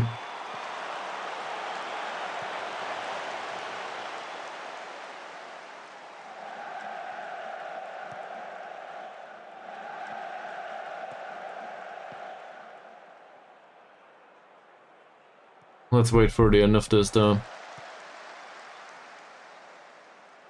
That's the end of this. Hasnan is motivated. Diego had a good game, we'll take him off. I'll bring on a striker. We'll play him as an advanced forward. We are going attacking already. This is the last stoppage. Well, there is a second striker on the pitch. Shadow Striker. So in overall, I think we still have 2 strikers on the pitch. I consider that to be 2 strikers.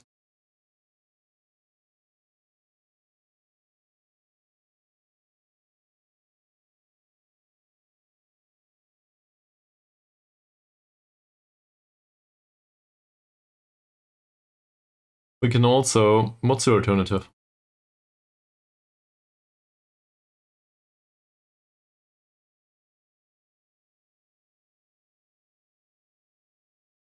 So... We can also play Diego here. Nah, Taib came on.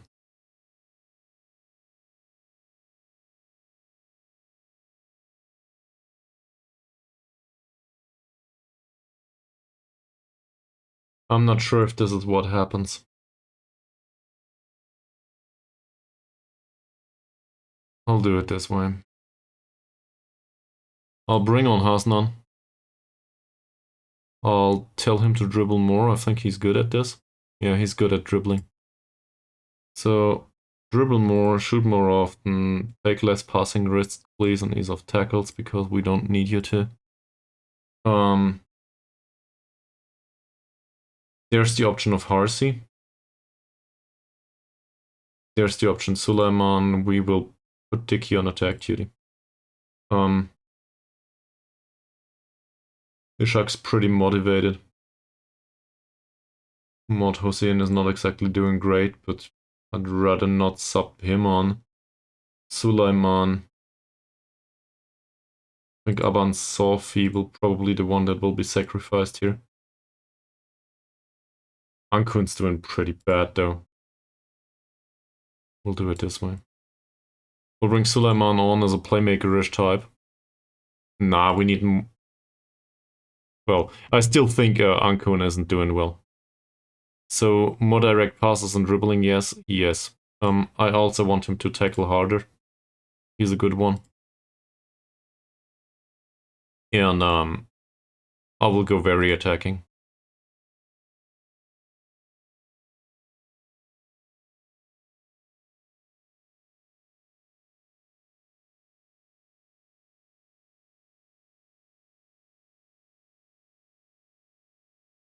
Taib.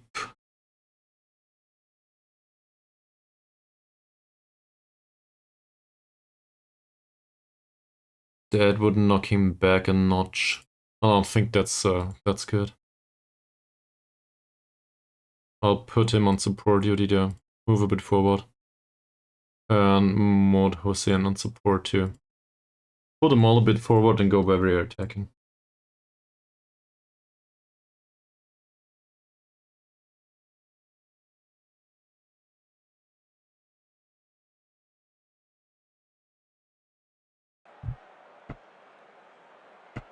I might move one of the center backs forward at the end of the match. Baru, Sofi, Chuchu. Hasnan. Hasnan didn't play the pass. Yo, bravo, welcome back to the stream. You picked just the correct time. Fuck. Go, guys. Dicky with the corner. Nope. You need a job. In Football Manager or in real life. It's offside.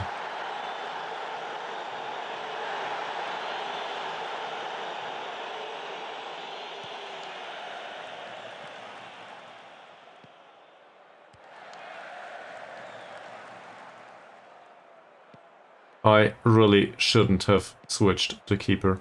But it is what it is. Suleiman Baru. That's no good.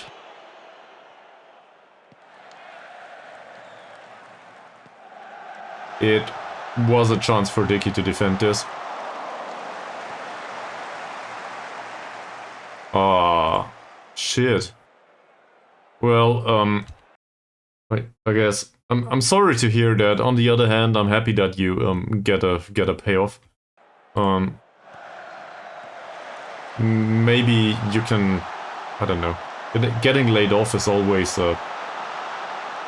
concerning.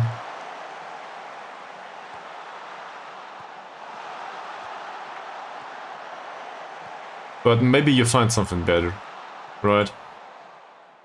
Sometimes, I guess if you're not appreciated enough, it would have been time to move on anyway. Yeah, it's decent passing this time. Doesn't really do much though. Sulaiman, Sofi, Taib. Sulaiman again, Mod Hussein. I think I'm opening up for the desperate thing at this point.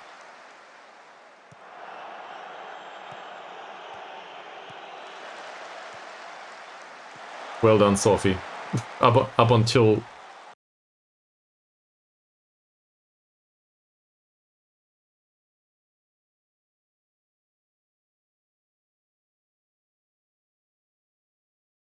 Up until this happened.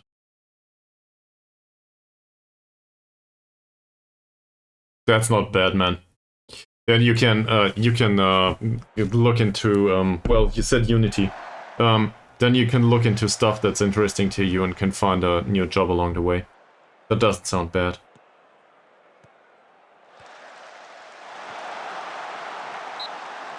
It's offside. When is desperate?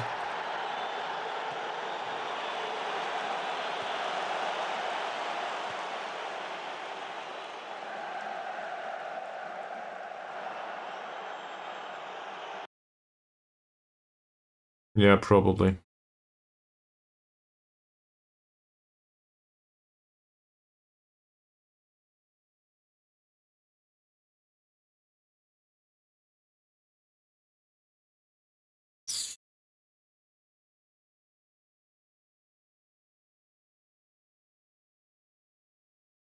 So let's go really desperate in that case.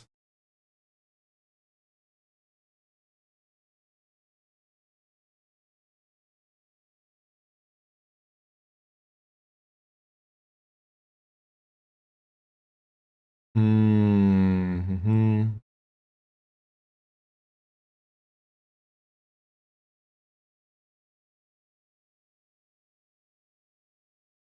This will not work.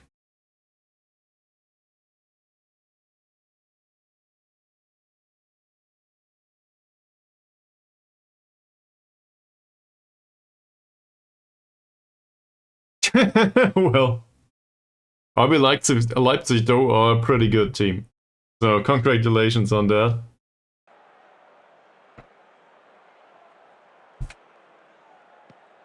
The wingbacks on white center backs.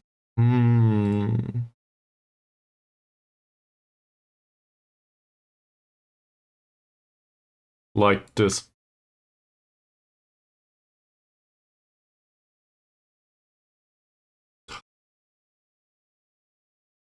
Okay. Never used that. Yep. Okay.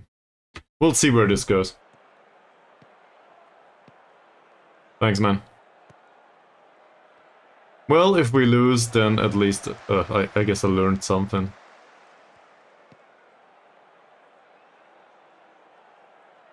They are very unused to playing long passes, but sure. Like this. More direct football all the way.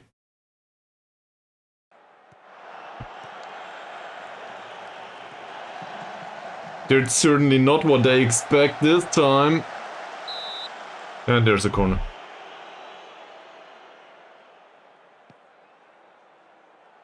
It's a goalkeeper's fault. Well, they need encouragement even if we score. Which we don't.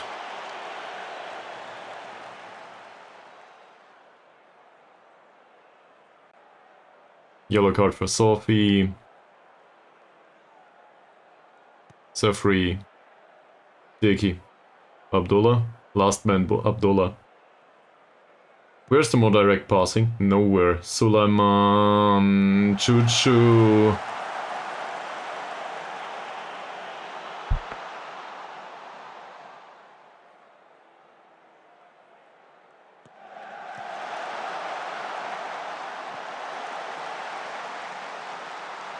That was 9 crossing, yes.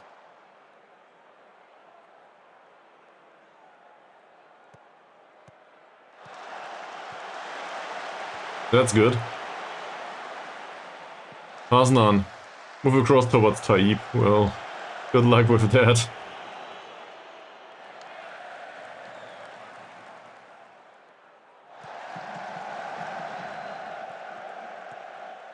Could have been well defended, didn't happen. Sophie's on a yellow already. He's unmarked. Hits the own man. No, he hit Abdullah. Baru. Come on, get a point at least. Baru, Hasnan. Hasnan doesn't use any passing option available.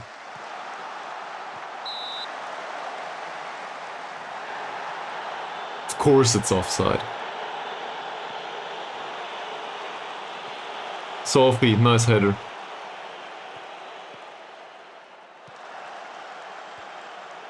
I think I told him to play less risky passes, so maybe that's on me too.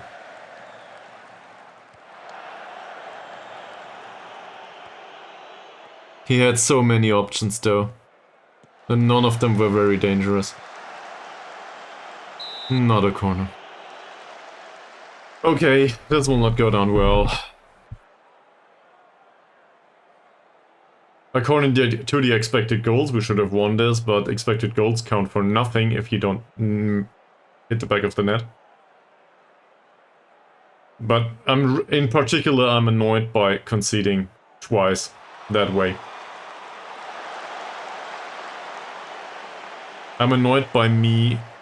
I shouldn't have used the low knee as a goalkeeper.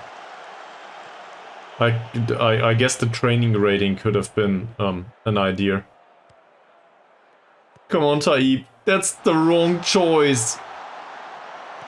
Sophie, Baru, last chance. Not the last chance. Yeah.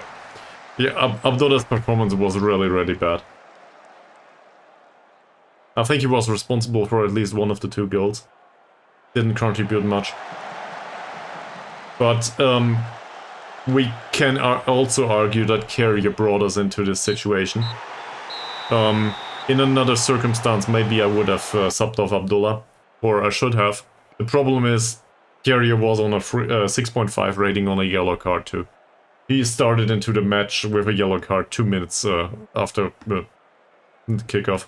So, due to a handball in the opposition penalty area. I'm really annoyed by this. This is not water bottle territory just yet, but it's pretty damn close.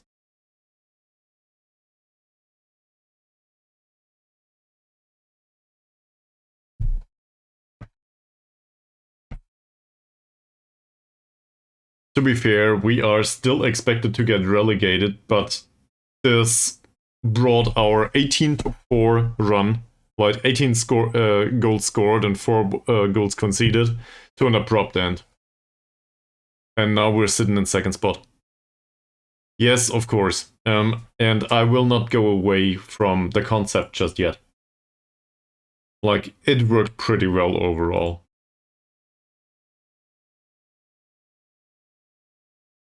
But subbing the goalkeeper, that's on me. Maybe I should have used the other one. The Loney he never did anything useful. Also, his attributes are all over the place. And I just signed him to have a 3rd option, because otherwise the squad will start to complain. 4.3. No, probably not. Bravo's the optimistic one. Let us know, Mies. What is it?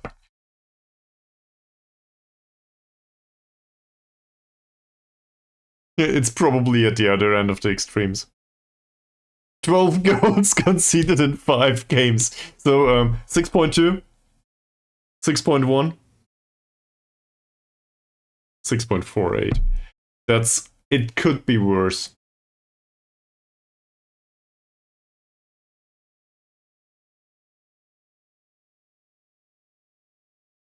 Holy shit. Okay, that didn't go well. So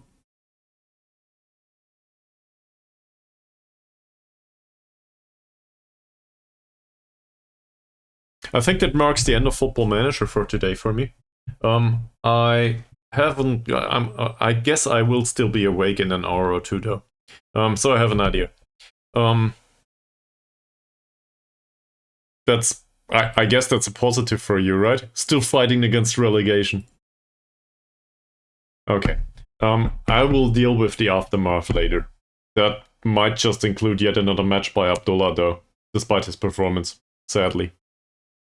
Well, that 4-4, it's what I call a success, right? Let's save this, let's not forget that. So I realized that Bravo just came over, but maybe I can grab something to eat and do another stream that has absolutely nothing to do with Football Manager. In case one of you is still interested in hanging out for an hour or two. That said, that might be in the middle of the night. So, yeah. Also want to talk to a specific person for maybe half an hour or something. So, I'll probably put another,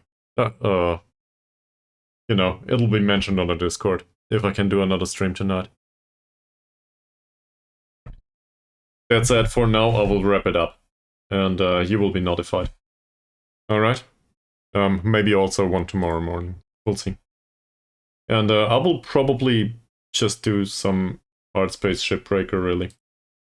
If I get to it. Like, for, I don't know, an hour or something. Everybody loves to see me and exploding ships, right? In emphasis on exploding ships, because I'm a dumbass. So maybe that's fun to you, don't know. We'll see. For now, thanks for watching, and I will see you all most likely on Monday. Let me have a look at Mr. Calendar for a second. Yeah, Monday is the 25th though. So maybe Monday evening, maybe Tuesday. Don't know yet. We'll see. I will see you all next time. Thanks for watching as always, and also for the feedback and all. Bye.